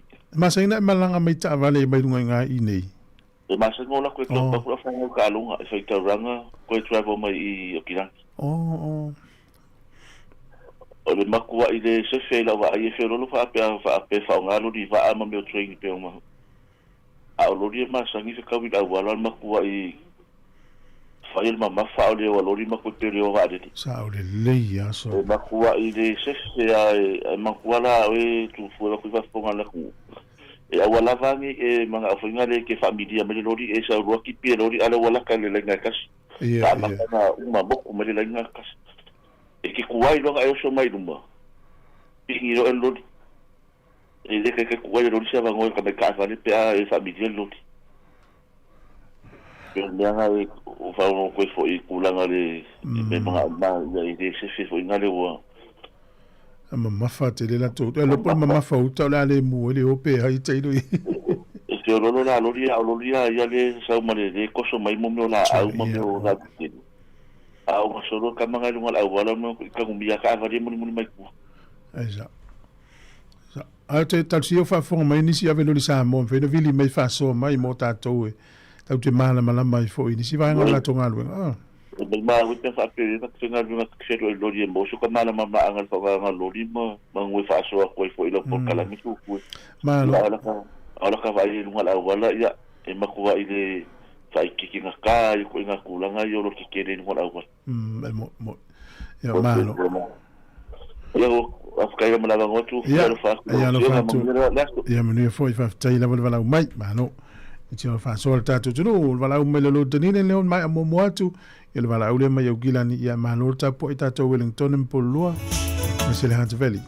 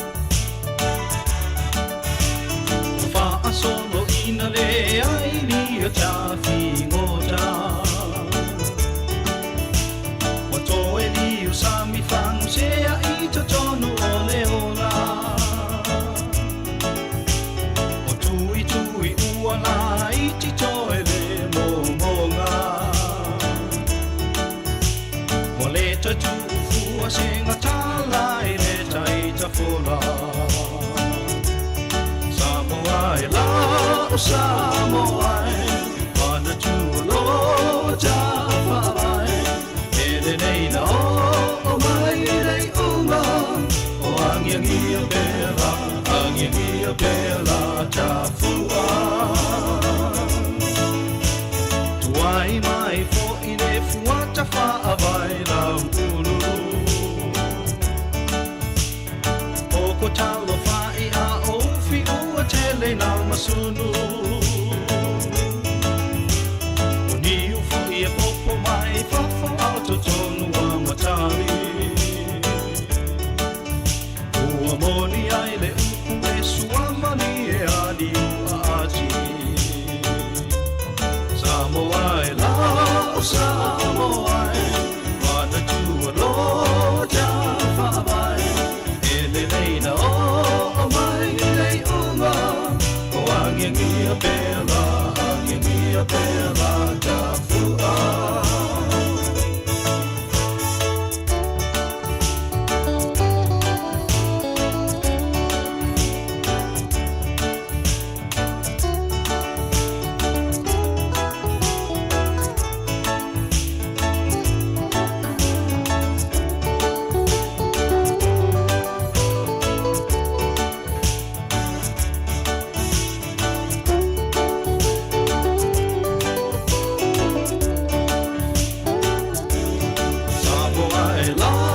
Sāmoa Mana tuolo Jafai Ele nei na o mai nei unga O angiangi a bela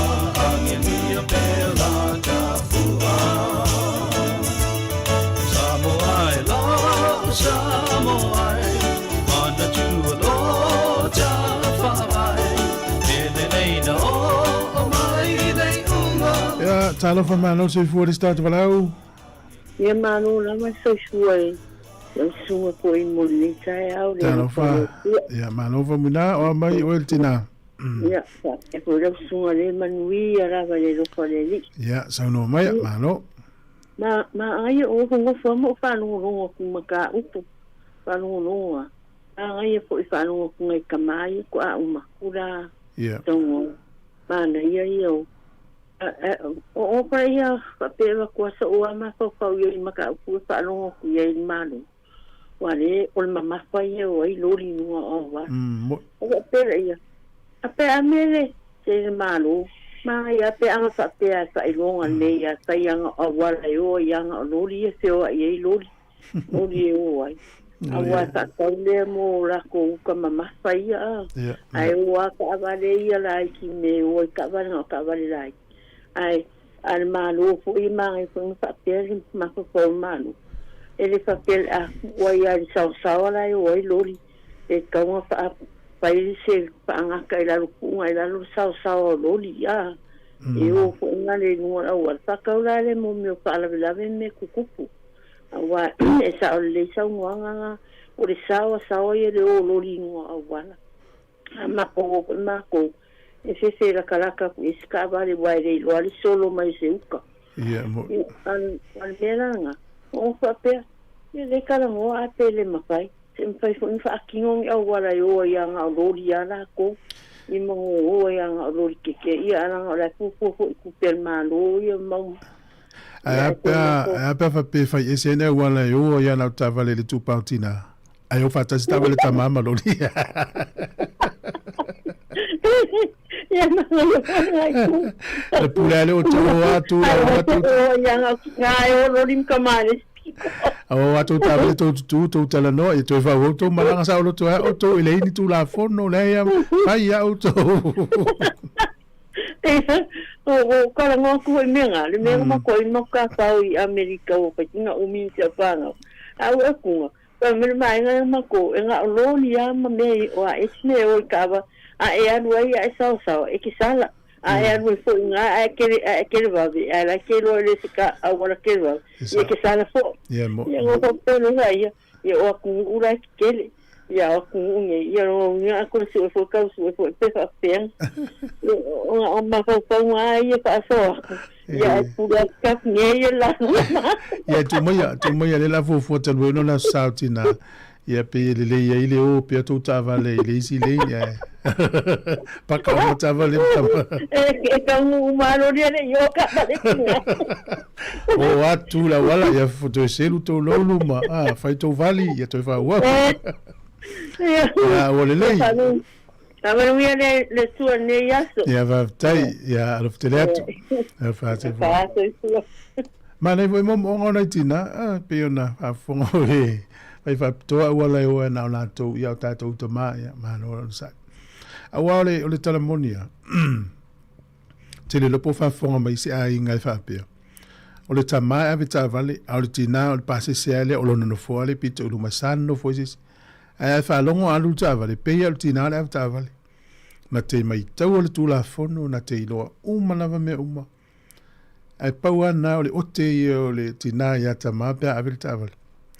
Ia ita ia fa pe tu pote ita me fengo fie o le afi to so afi ta vale tua fa lo yesu mai la o ave ta tu ta vale bo foi le lo afi ta vale ya me la natina ya lava pe la on sa ya o le o teni inga le afi ta vale el fa sin silanga le fono tanga le Wellington fast ya e fie fa le o se nga me ma se nga fa ta tu pum te mali e me sil pa ia la silasi si o tatu ai nga fast i Wellington nei no la o to lang mai il tato fonotanga fa le masina na se mavai atu nei le stonai fa taivi ia le tua ilona o lo to soifua ma le soifua fa ma popo e wa toe longoina lo to pa ia mo lo to malu o le faia se tato fonotanga la tamai e le no fuanga ma le taimi ua ta ua ia mo le fa motuino nisi fuanga mo Sāmoa faia ile aso sa nei ile aso tolu o me no fuanga St. David se pitone numele lua Britannia Street pitone Low Hat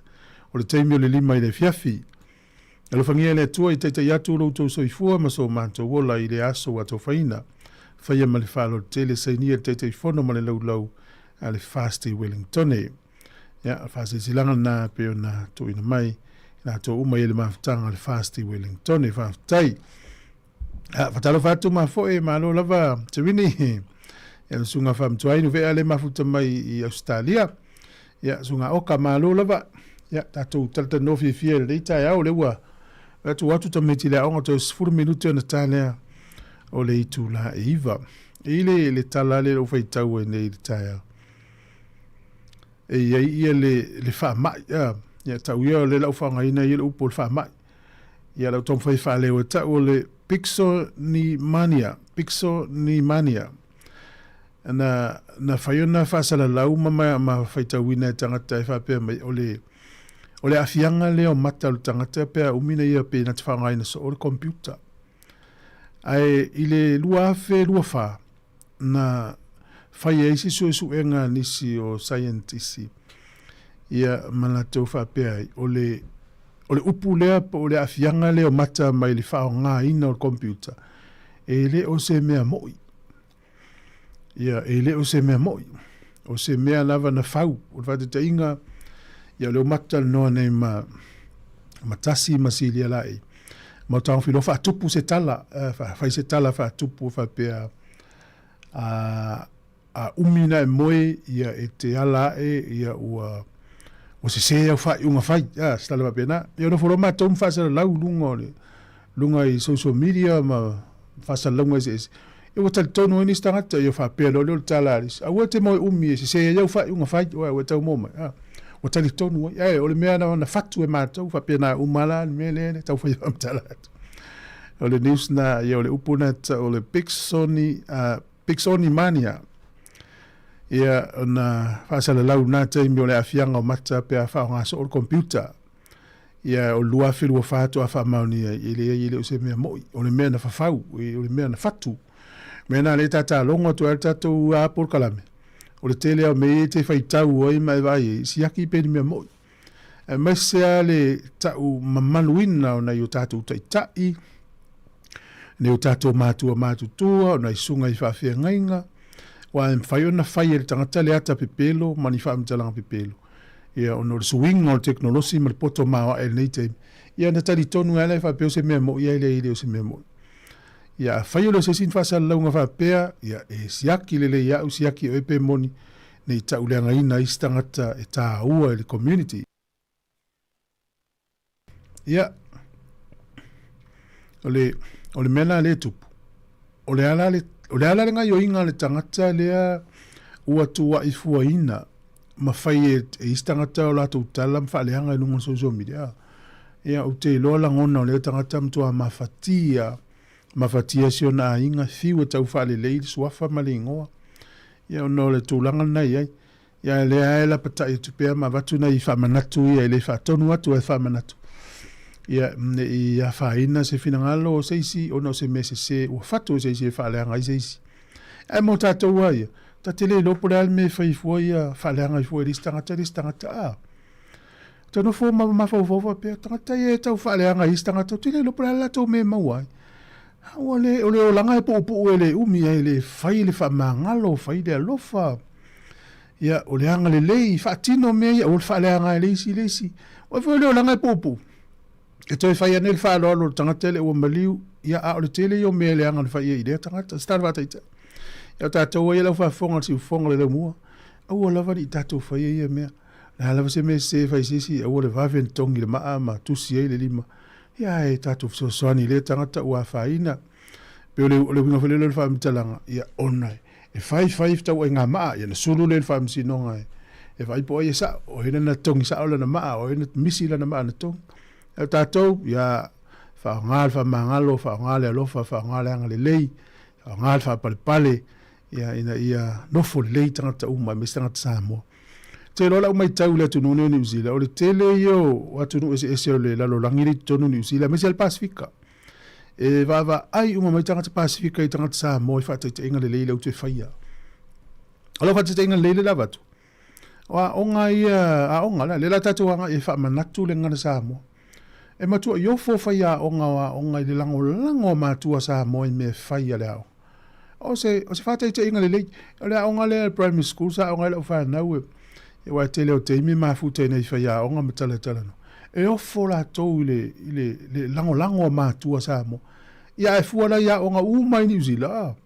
E whai mai no lea onga e watu mātua e whai mea umai mana o mia e lea o.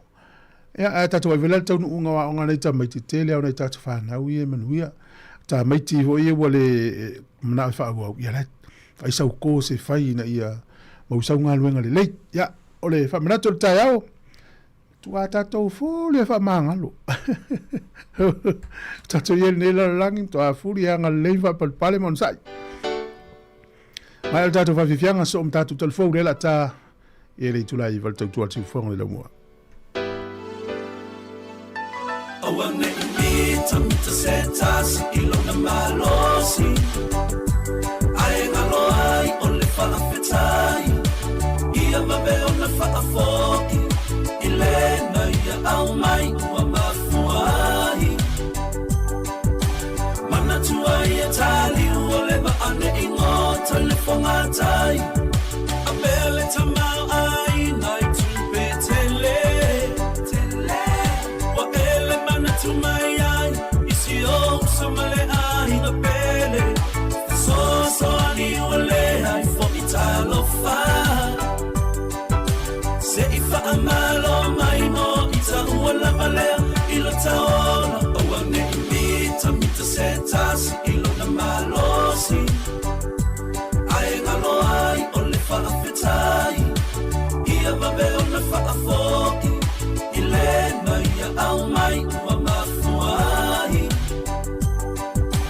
Mana tua ia tali ua le maane ingo telefonga tai. Se ta amiloi tu e whao ke lope. Awana ingalo o lau telefoni. Mili mai wha mole mole. Le ai se manu e lele e tau i le langi. Na ole mamosina e lele mawalunga a tali lana sua i le sami. Awana imita mita se tasi ilo na malosi. Ai ngalo ai o le whaafetai. Ia mabe o na whaafoki. Ilena ia au mai ua mafuai. Mana tua ia tali ua le maane ingo telefonga tai. Bongo le ala o le boto ia te oe. Le tala le tusi o le vale inunga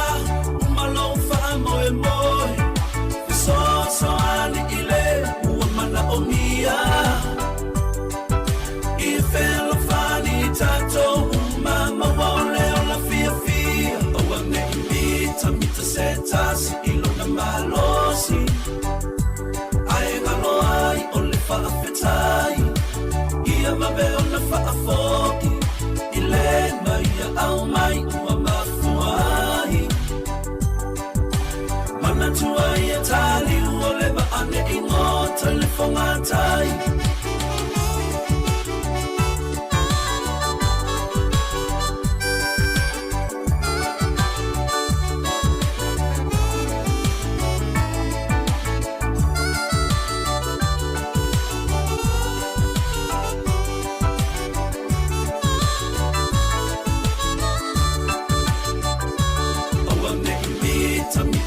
Tasi ilo na malosi ai ngalo ai o le whaafetai ia maweo na whaafoki i le na ia au mai ua mafuai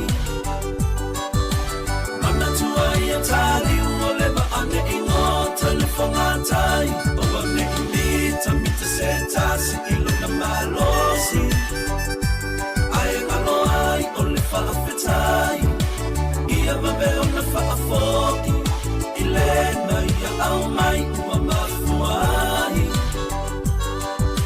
mana tua ia tali ua le maane i ngota le whangatai o wane i mita mita se tasi ilo na malosi ai ngalo ai o le whaafetai ia maweo na whaafoki i le na ia au mai ua mafuai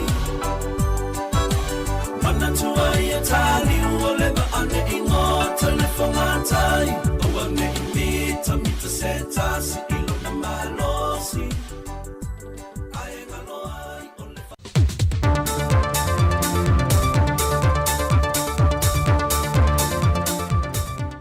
Fefi lava te whaatalo whātolo tātua tanu ma lau whaafafonga le nei fwoi whaopoponga o isi fwoi tāna i mea lo te tupula tātua tanu o mai Sāmoa le nei aso o se mai elo whaafonga. O loi mata o le fia ma le whaanga e tia i mātua o le alii a John Tuffy wa avea nei o le udua i pine auro mo Sāmoa i tau vanga ripo le larolangi lo tari malo ailo tātua tanu e le whaanga tamal si inga ua mea mamafa na whaalia le tinaya Epifania Salani Mawingoa ma le tamai a Tuffy Salani Mawingoa e le whaatalanoanga ma le tu AP. I mwana la whaata whakaila ke o kone kai. O ke loko mai vana, o te kamakaina e kaya se kāna mua la whāra. O ke lima mai vana whāra. Ma ke se wa e sono. Kamakaina e onga la whāra. O ni mana, na ke anu wa ima ame ka la whāra.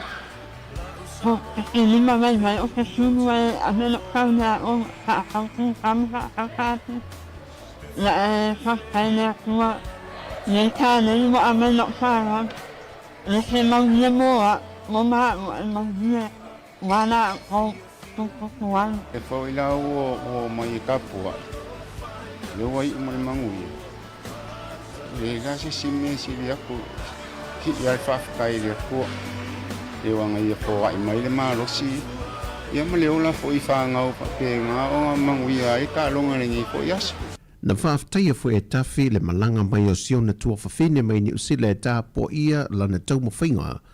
Lea o le atu e fwoi ma le whaamani e ina e tutono le nei tasi le vaiaso e na ua whaamanuia le tua lana tau mawhainga. Sau noa Tuffy wa ia te ela no te tele si tia tua i le isi tūlanga lana tau mawhainga mō le isi ta amilisanga lea o le ata amilo e soso o tuai pe a mai ali po le lorolangi lo whaanga solo le temi nei. E le ngata ina pine auro Tuffy le ta amilisanga le nea le aupanga o le fitus fumaltasi kilo kalama a waia whaatuina e fo e malimtati a mone Oceania i le si ina leo le selau fitu se fulma le 5 kilo kalama le mamafa. O le asole walo atuai le tumalo vai maunga numero tolu mo lana whainga pālota lai titi ma la whaatino e le pālota i lanto wa resta lai pālota le pālota mo mua e te tala whale pālota mai le tūlai valu sa i oatu le tūlai whae le a fiafi ai o le aso wharile e te tala o mai loa whale pālota e se fulma le lua e au fiei hola e ka le sie lua i maangiangi le ka le sie whaka sāma le aso fitu o whaato ia le metatisi o le AOG leo ne e whaka sai matau tu taima matau tu uta e whaka sai tanunga manono o papauta i le hola le Sros e whaka sai vai lima e whaka sai vawala ma le e ka le sia katoliko i malolo le lei Ai mō ngā sengase o lo whātinoina i se tasi o potu mō ngā sengase whatungao i matuatua, whapena foi ma le moto tangata mātutua le mapui whangalele. O whale pālota whaapitoe sa la whai, o le ofiso tinama tama i ta i sa lolonga, ai mole so le pālota mua, e nā o le whale pālota i tanu ngā manono, i le hola le ka le sia e whaka sa. Wa whama wina se tasi o fisoswani whaapa anga le malo seina ma Sāmoa, i le wafatu wina i te tonu o le mautanga sanga se tele yuru matotua, se poto mo fo mai whaapitoa mai seina, le whaongai nei o lātu to mai ma vai la au wha le nātura, e fisoswani mai e fo i o tātou tangata, e mesi o tong fitinga i o tātou whale mai i Sāmoa. I le fisoswani o lo au mai a whātasi e masi kulupo fo mai whaapitoa mai seina, e fisoswani mai e le tātou mtanga wengol soi fo malolo i nei Sāmoa. Mai o le luase fu ma le whaile nei o malanga fo mai mai seina fisoswani lo tātou o tanu. Lea sa whaaftaia whaapitoa e le fionga le minister ia wa awau salu malolo fipo. Le li fo mai seina ia kong o lo o ia sa i lia ma whaia pefiso o ta inga ma fo mai seina. Lea o lo o ia ta ia mai pia lava kulupo fo mai fisoswani mai seina. Mo a tātou whare mai i Sāmoa. Pe o le sila fia, wa le tasi se fisoswani a lea tunu u molo tātou tunu i le soifua malolo ina. Le o silia nei ma le 5 sanga o le whainga paanga ma Sāmoa. O le pepo le whākārua whā numero se fulu o le whontanga le kāpeneta, wa pāsi eile to e tutongi na umātu e le malo, o se leni na whaaruina i le singa ngase ngase mō le fionga le teitai o le atunu, ina masi ia tuai le asoluse fumaltasi le asoluse fumalvalu se temo le tausanga umamae. Le sa whaatupe ina lawa ia malona a inga, taluai o le teimi tonu le whaato ase e mai ai le whainga malo fau, e le tango fia ma toe sile le whaatulanga ina le paketi le atunu. O le tutongi le waalele sa whaonga ina, o pasese, no whanga sa wha mautu wai o tong fitinga mautanga se ngase ma taumawha, o vaenga o mai wa kawa i lalo o le whaai unga le kāpeneta, e te tau o na toi te tongi no mātou, ona olo aia i e lalo le tula whono vaenga tupe, e whaaruina mo se pale mi o le atunu, pe asa ili tongo fiti atu i atunu i whafo. O le kopi o le tusi le konsulo Sāmoa i Amerika Sāmoa, Fata Brian Kyle, anga i le whaurulunga o le ofiso tangata whainga ruenga le territory, Leonardo Semantafa, wa whaati ai le tutongi pauina leo le waa o le Sāmoa Express, mo le au meia whaapitua i o waa ma au waa uma o whautasi Amerika Sāmoa, mo le whaamoe i le whaamna tuina le ono se fumal whātau sango le tuto tasi o lo tātou malo Sāmoa. Peitai o mai le so e le i mautu mai se au whai o waa o le a o wina mai, ai o lo iai fo i whaamtalanga ma whaasala launga i lunga o pengta wha ilangi, le au wai mai ai o le fautasi na siampini tu unga fautasi Amerika Sāmoa le manu le tausala, ona o man manunga le whiawea inga o le fautasi. Peitai o fautasi uma o le au maia, ma o lato au waata i to onu se fulu, o le a whaatupeina uma lo tātou malo. O le wha moe tu unga fautasi le sisi ngā fua, e lua vaenga, e pe ona whaatulanga i a fautasi e whaonga ina i a foela au, male tu unga fautasi, mo waa uma e whaonga ina foesi puni. Wa iere fua whanga u whaata otor komiti pe a taunu mai fautasi le atunu, o le a leo ina e malu le malo le no whanga o le atu whaatasi ai mulinu. Mai wata pena fo i a fio anga o filia i a pia, e whaamautu pe a pia i a waa, mai o le a whaia fo i se fetu na inga whaafai fia ai visa whai malanga, mo i lato uma o le a whai malanga mai. O tala fo wia, ang leide toi fo whango le ni yaso whenga i malo tātou tanu, whaasoi fo ia.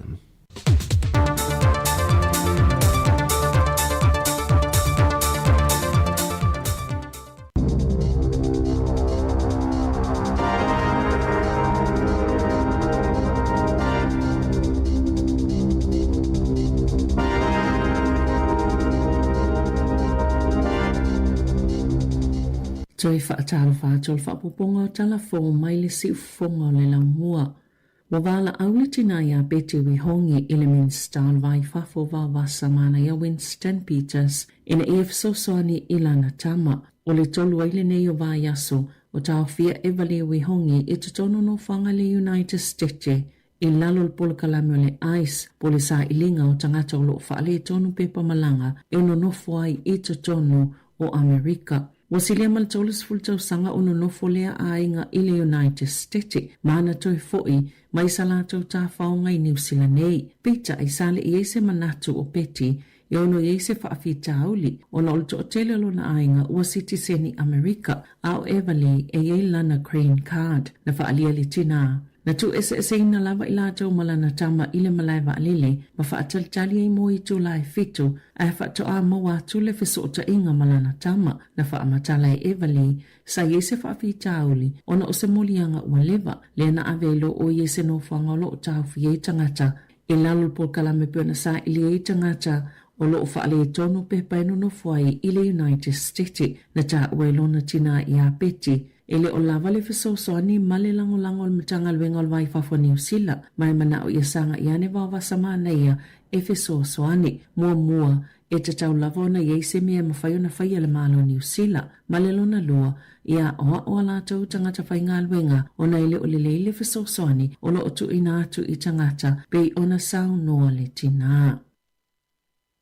O le afa ingo tupele au whaila fonga le atunu una whaaluina le malo i le tausanga e o mai i le asotolu se fulo yuni lua awhelua lima e se lau valu se fulu tolu te sima le 5 biliona tala. Mai le tupe au whai e pito te lele tupe na whaaluina i whaamnianga ma benefiti e 5 fitu te sima le 1 biliona tala ma usi itia mai le 5 tolu te sima le 2 biliona tala. Sa whaaluina i le tausanga i toa atu o lo awhiele sopa pore penisiona tangata mātutua mai lunga la ititi ato le 2 biliona tala e pito i ai le 2 tesima le 2 biliona tala. Sa whaaluina i le soifua maloloina lo na tolu wa onga e 2 tesima le 3 biliona tala o si itia mai le 2 tasi tesima le 3 biliona tala na whaaluina le tausanga i toa atu so ai au nanga o lo fisosoani i le whaangai o ingo le tamau ai nga atoa le tunu e pei o le langolanga mo pisinisi mai se fulu ono tesima le 2 biliona tala e se fulu 5 tesima le 8 biliona tala i fisota inga mo fila wa inga fitu tesima le 3 biliona tala mo le whaamalo singo tula fono.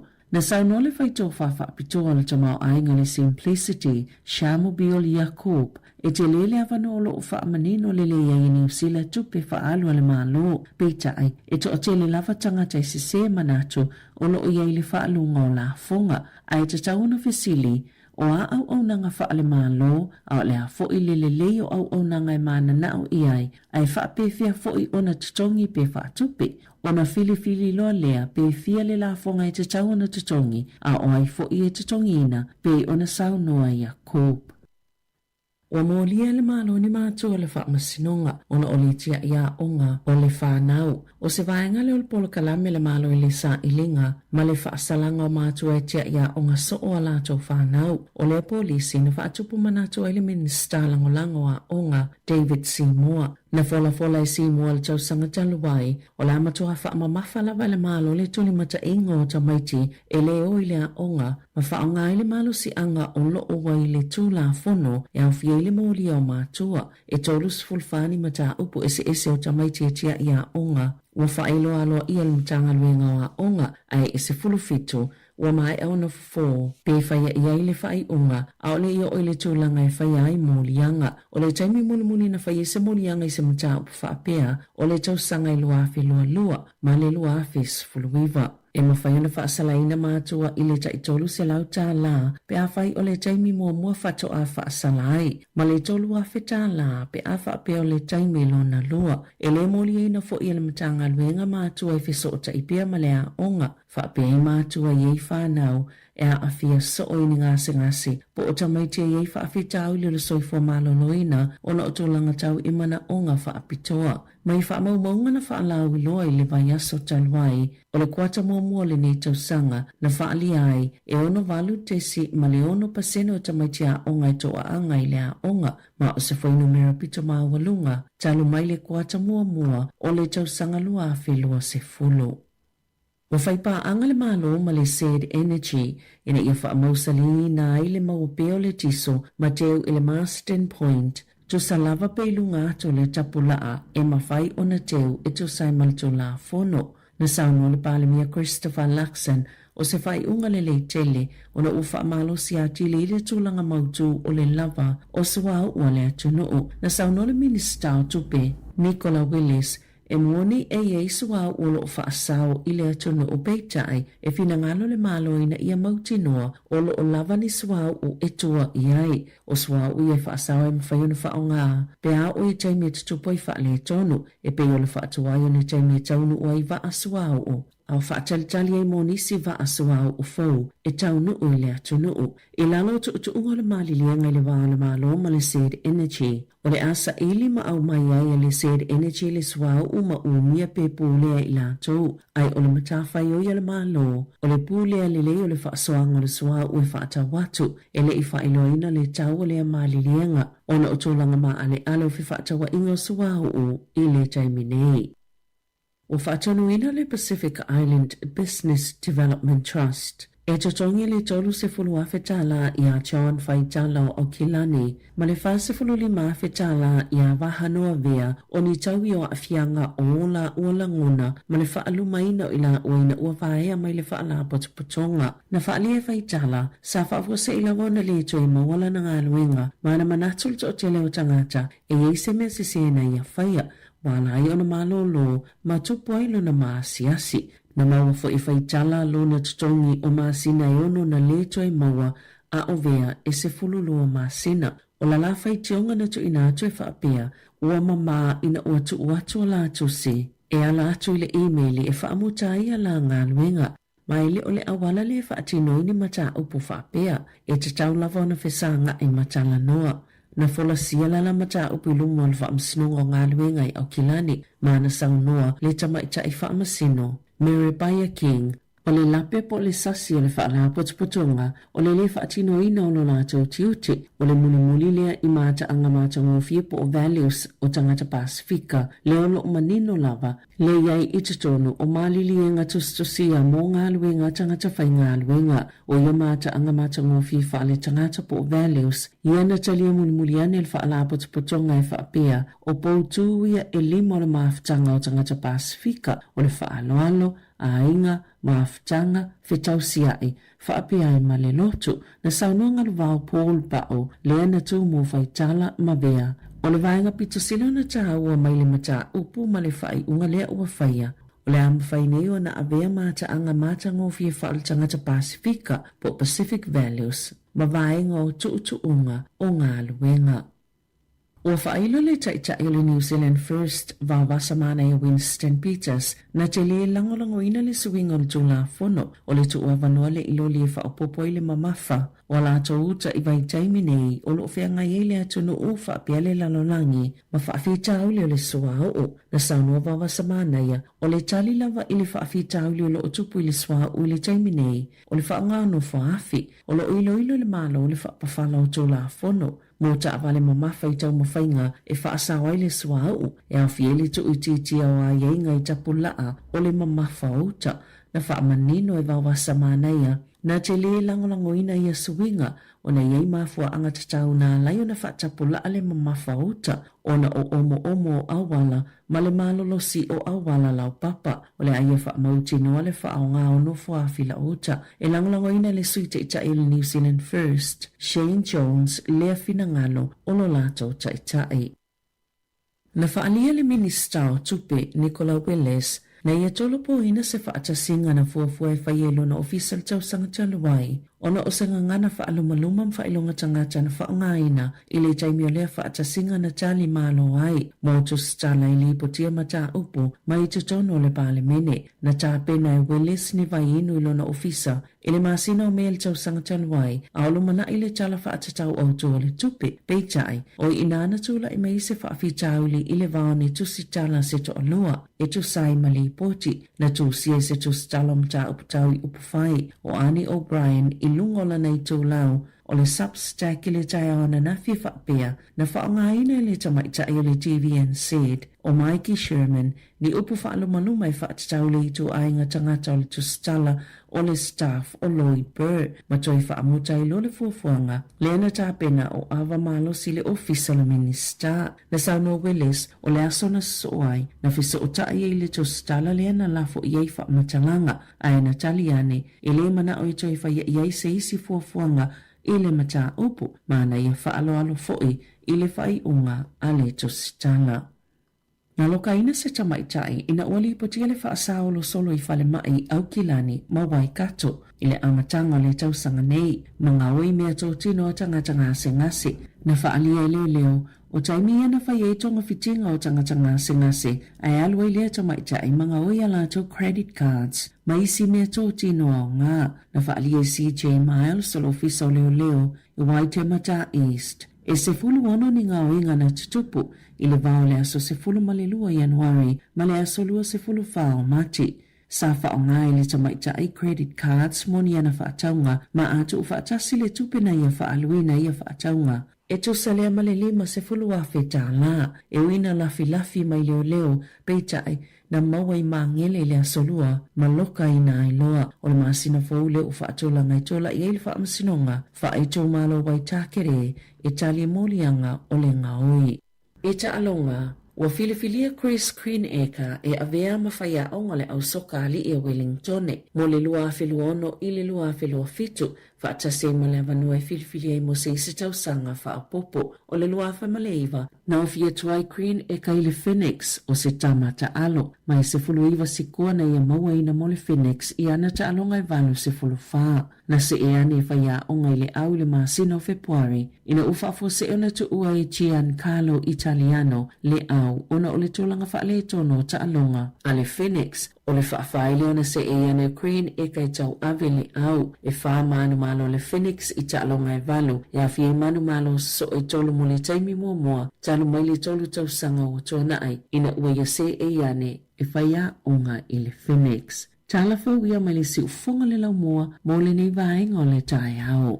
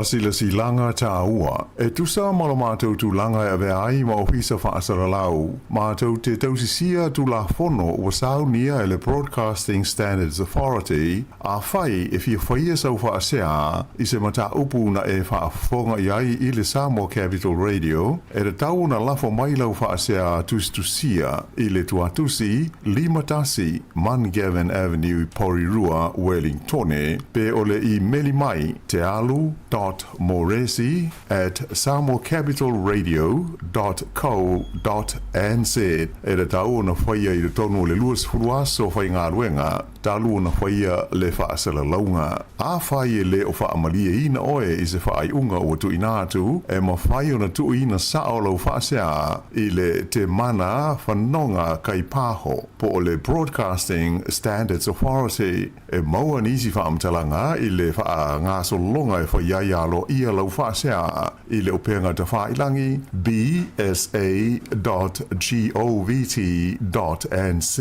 whawhitai.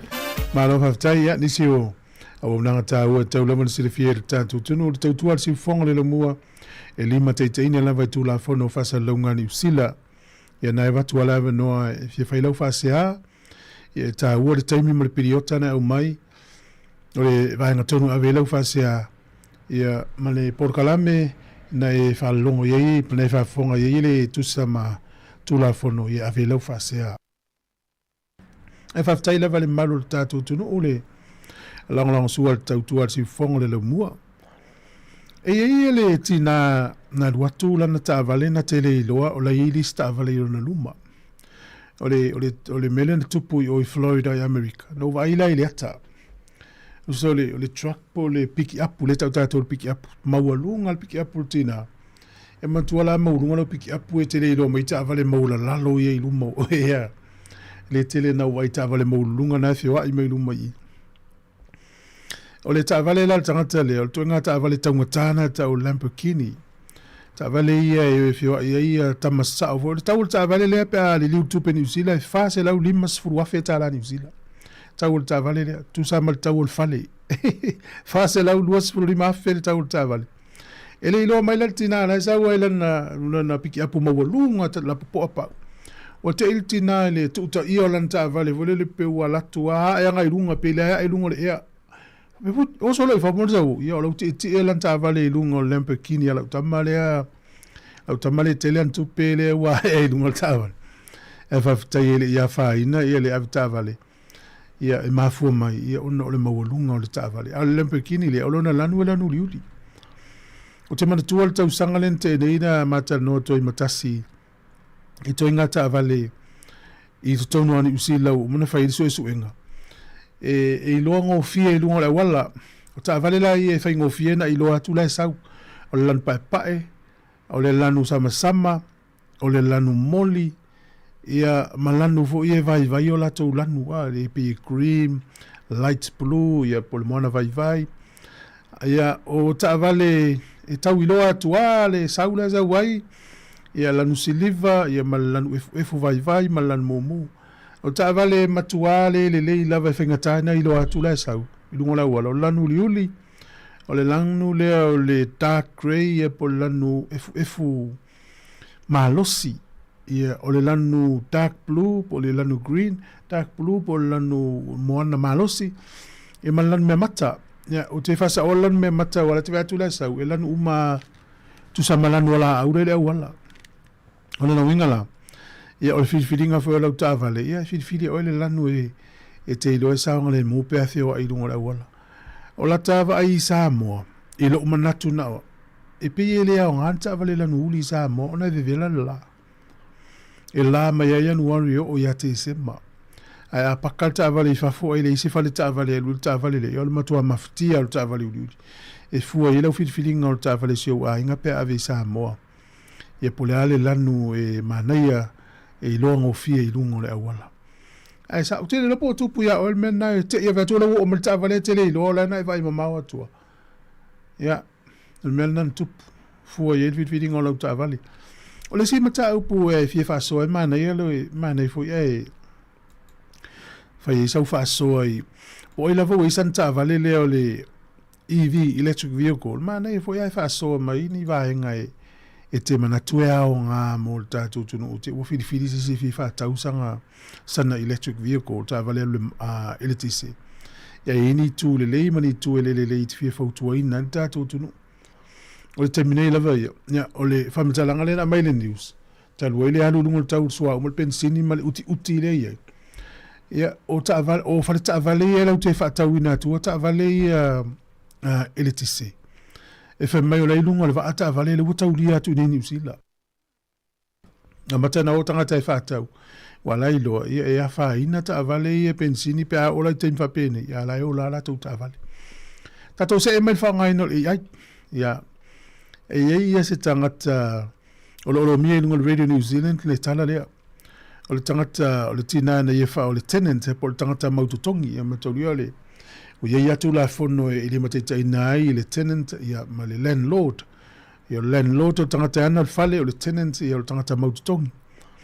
O le mela utupu.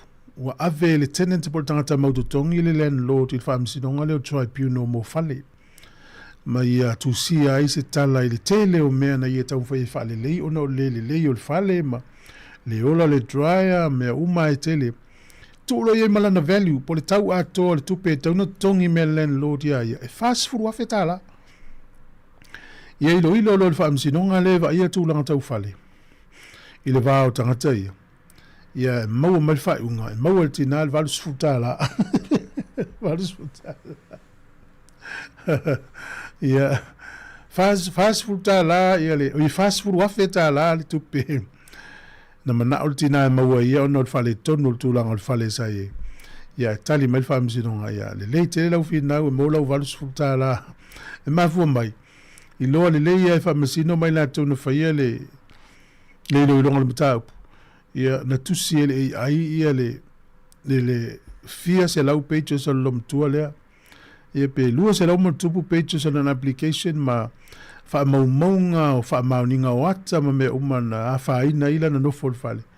Ia tasi alwa ai alfa msino ma ia to inga tusinga ne ele se mo umatangata complex whainga ta yo to mawharinga ngana le whaonga ele se ngana vunga whaonga tangata uma professor ngana whaonga mawa el maulunga ngana o me umana umai ia maualo maritau iltina mawala na valus futala valus futala ai le fast food wafe ia na iwa manatu voi lele mo tātou ia tā ua lava le whaonga le leo le ai ia to inga whaonga ngala le ia ele tātou noi whamsino si whaonga le mua na iwa whiwhianga le tai au to ilua sifulu vare minuta sifulu ma lo lava lon sai a tā lo fatu ia Silia ia Miss Cole ia mahalo lava lon sai sunga whaftai ia o le sunga ia Ben Hurt le mafuta mai taunaki whale tua foi mau Eblen masua mahalo soifua sunga lawina ia mahalo mangele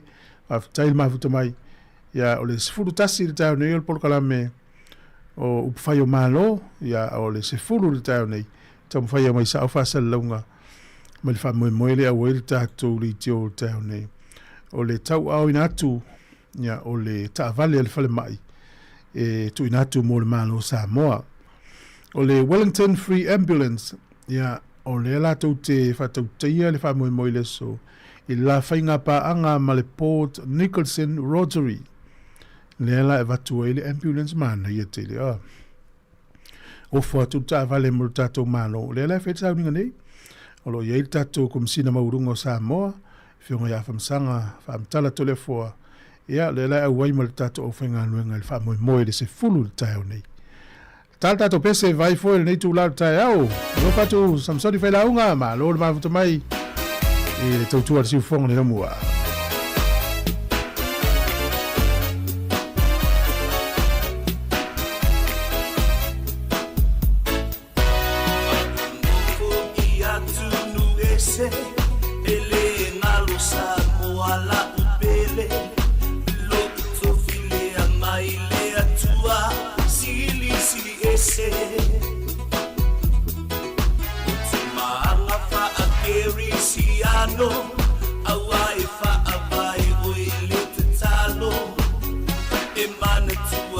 Sāmoa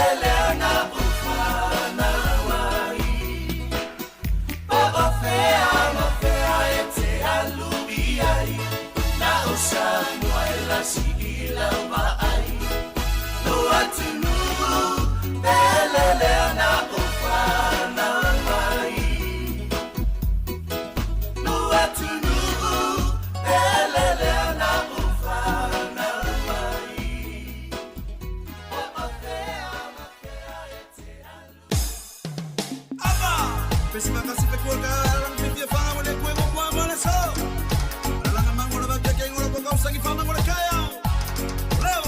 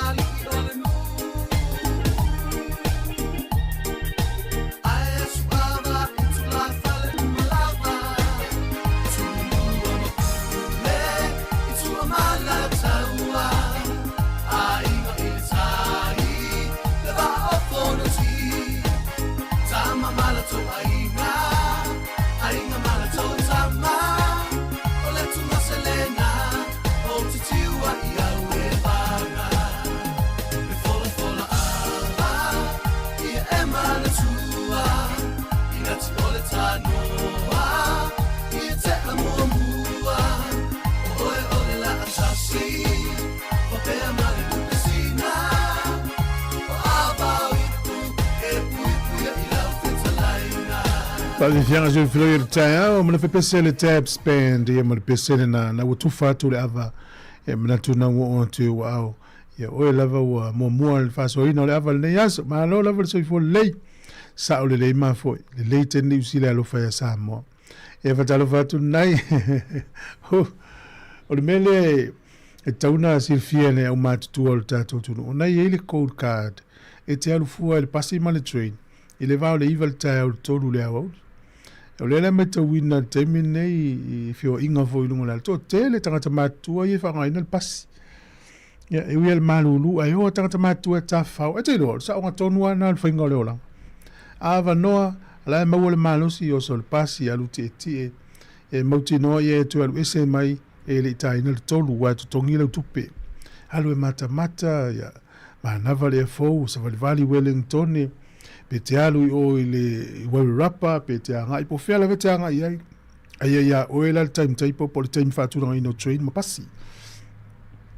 ava pe to ina Sāmoa to lua pe to tolu o le o te whenga luenga ya whaila to tonu pe tato o te le train Wellington ma tato tafa whao mata ilungo le wafu ma inu stato kofe ya vali mana eo naton ya sa vali le tele ni whao ngai le au asia le au pālangi me le au intia ia le ava noa mawafua le ia o tātou Sāmoa ia i ono le tele o le pisi ma le Sāmoa pe le fie wa i vui le fie no fua le whale a mana isi na ava noa o le swinga o tutongi o mome o fi ia po o tupe tutongi mai tangata whaatau ia le wasui le PNZ le penkle le PNZ wala to sui ia le whainga tutong o aso fo isa whatisainga e ila to credit cards le si le fia uto i credit cards mo le PNZ o le tausanga nei na mata ai o na sui le lato wha moe na o le ua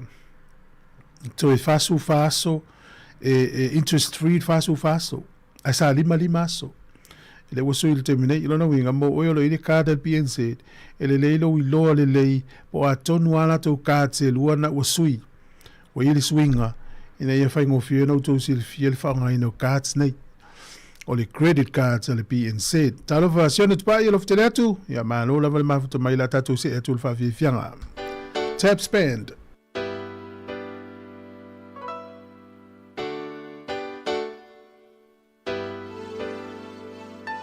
Awane imita mita setasi ilona malosi Aenga loai ole whaafetai Ia mabe ona whaafoi Ilena ia au mai ua mafuai Mana tua ia tali uole maane ingo telefongatai Abele tamau ai nai tupe tele to my eye, isi o samale ai na pele. So ani ole ai fo italo fa. Se ifa amalo mai mo ita uola vale ilo taola. Awane mita setasi ilo na malosi. Ai ngalo ai ole fa afetai. Ia vabe ona fa afoi. Ilena ia au mai ua mafuai Mana tua ia tali uole maane ingo telefongatai Pele te taamiloi tue whao le kelope Awane ingalo o lau telefoni Mili mai wha mole Le ai se manu elela e tau ile langi Na ole mamosina elele mawalunga atalila na suai le sani Awane mita setasi ilo na malosi Aenga loai ole whaafetai Ia mabe ona whaafoi Ilena ia au mai ua mafuai Mana tua ia tali uole maane ingo telefongatai Ole ala le poto ia te oe Le tala le tusi le vale inuma Umalo wha moe moe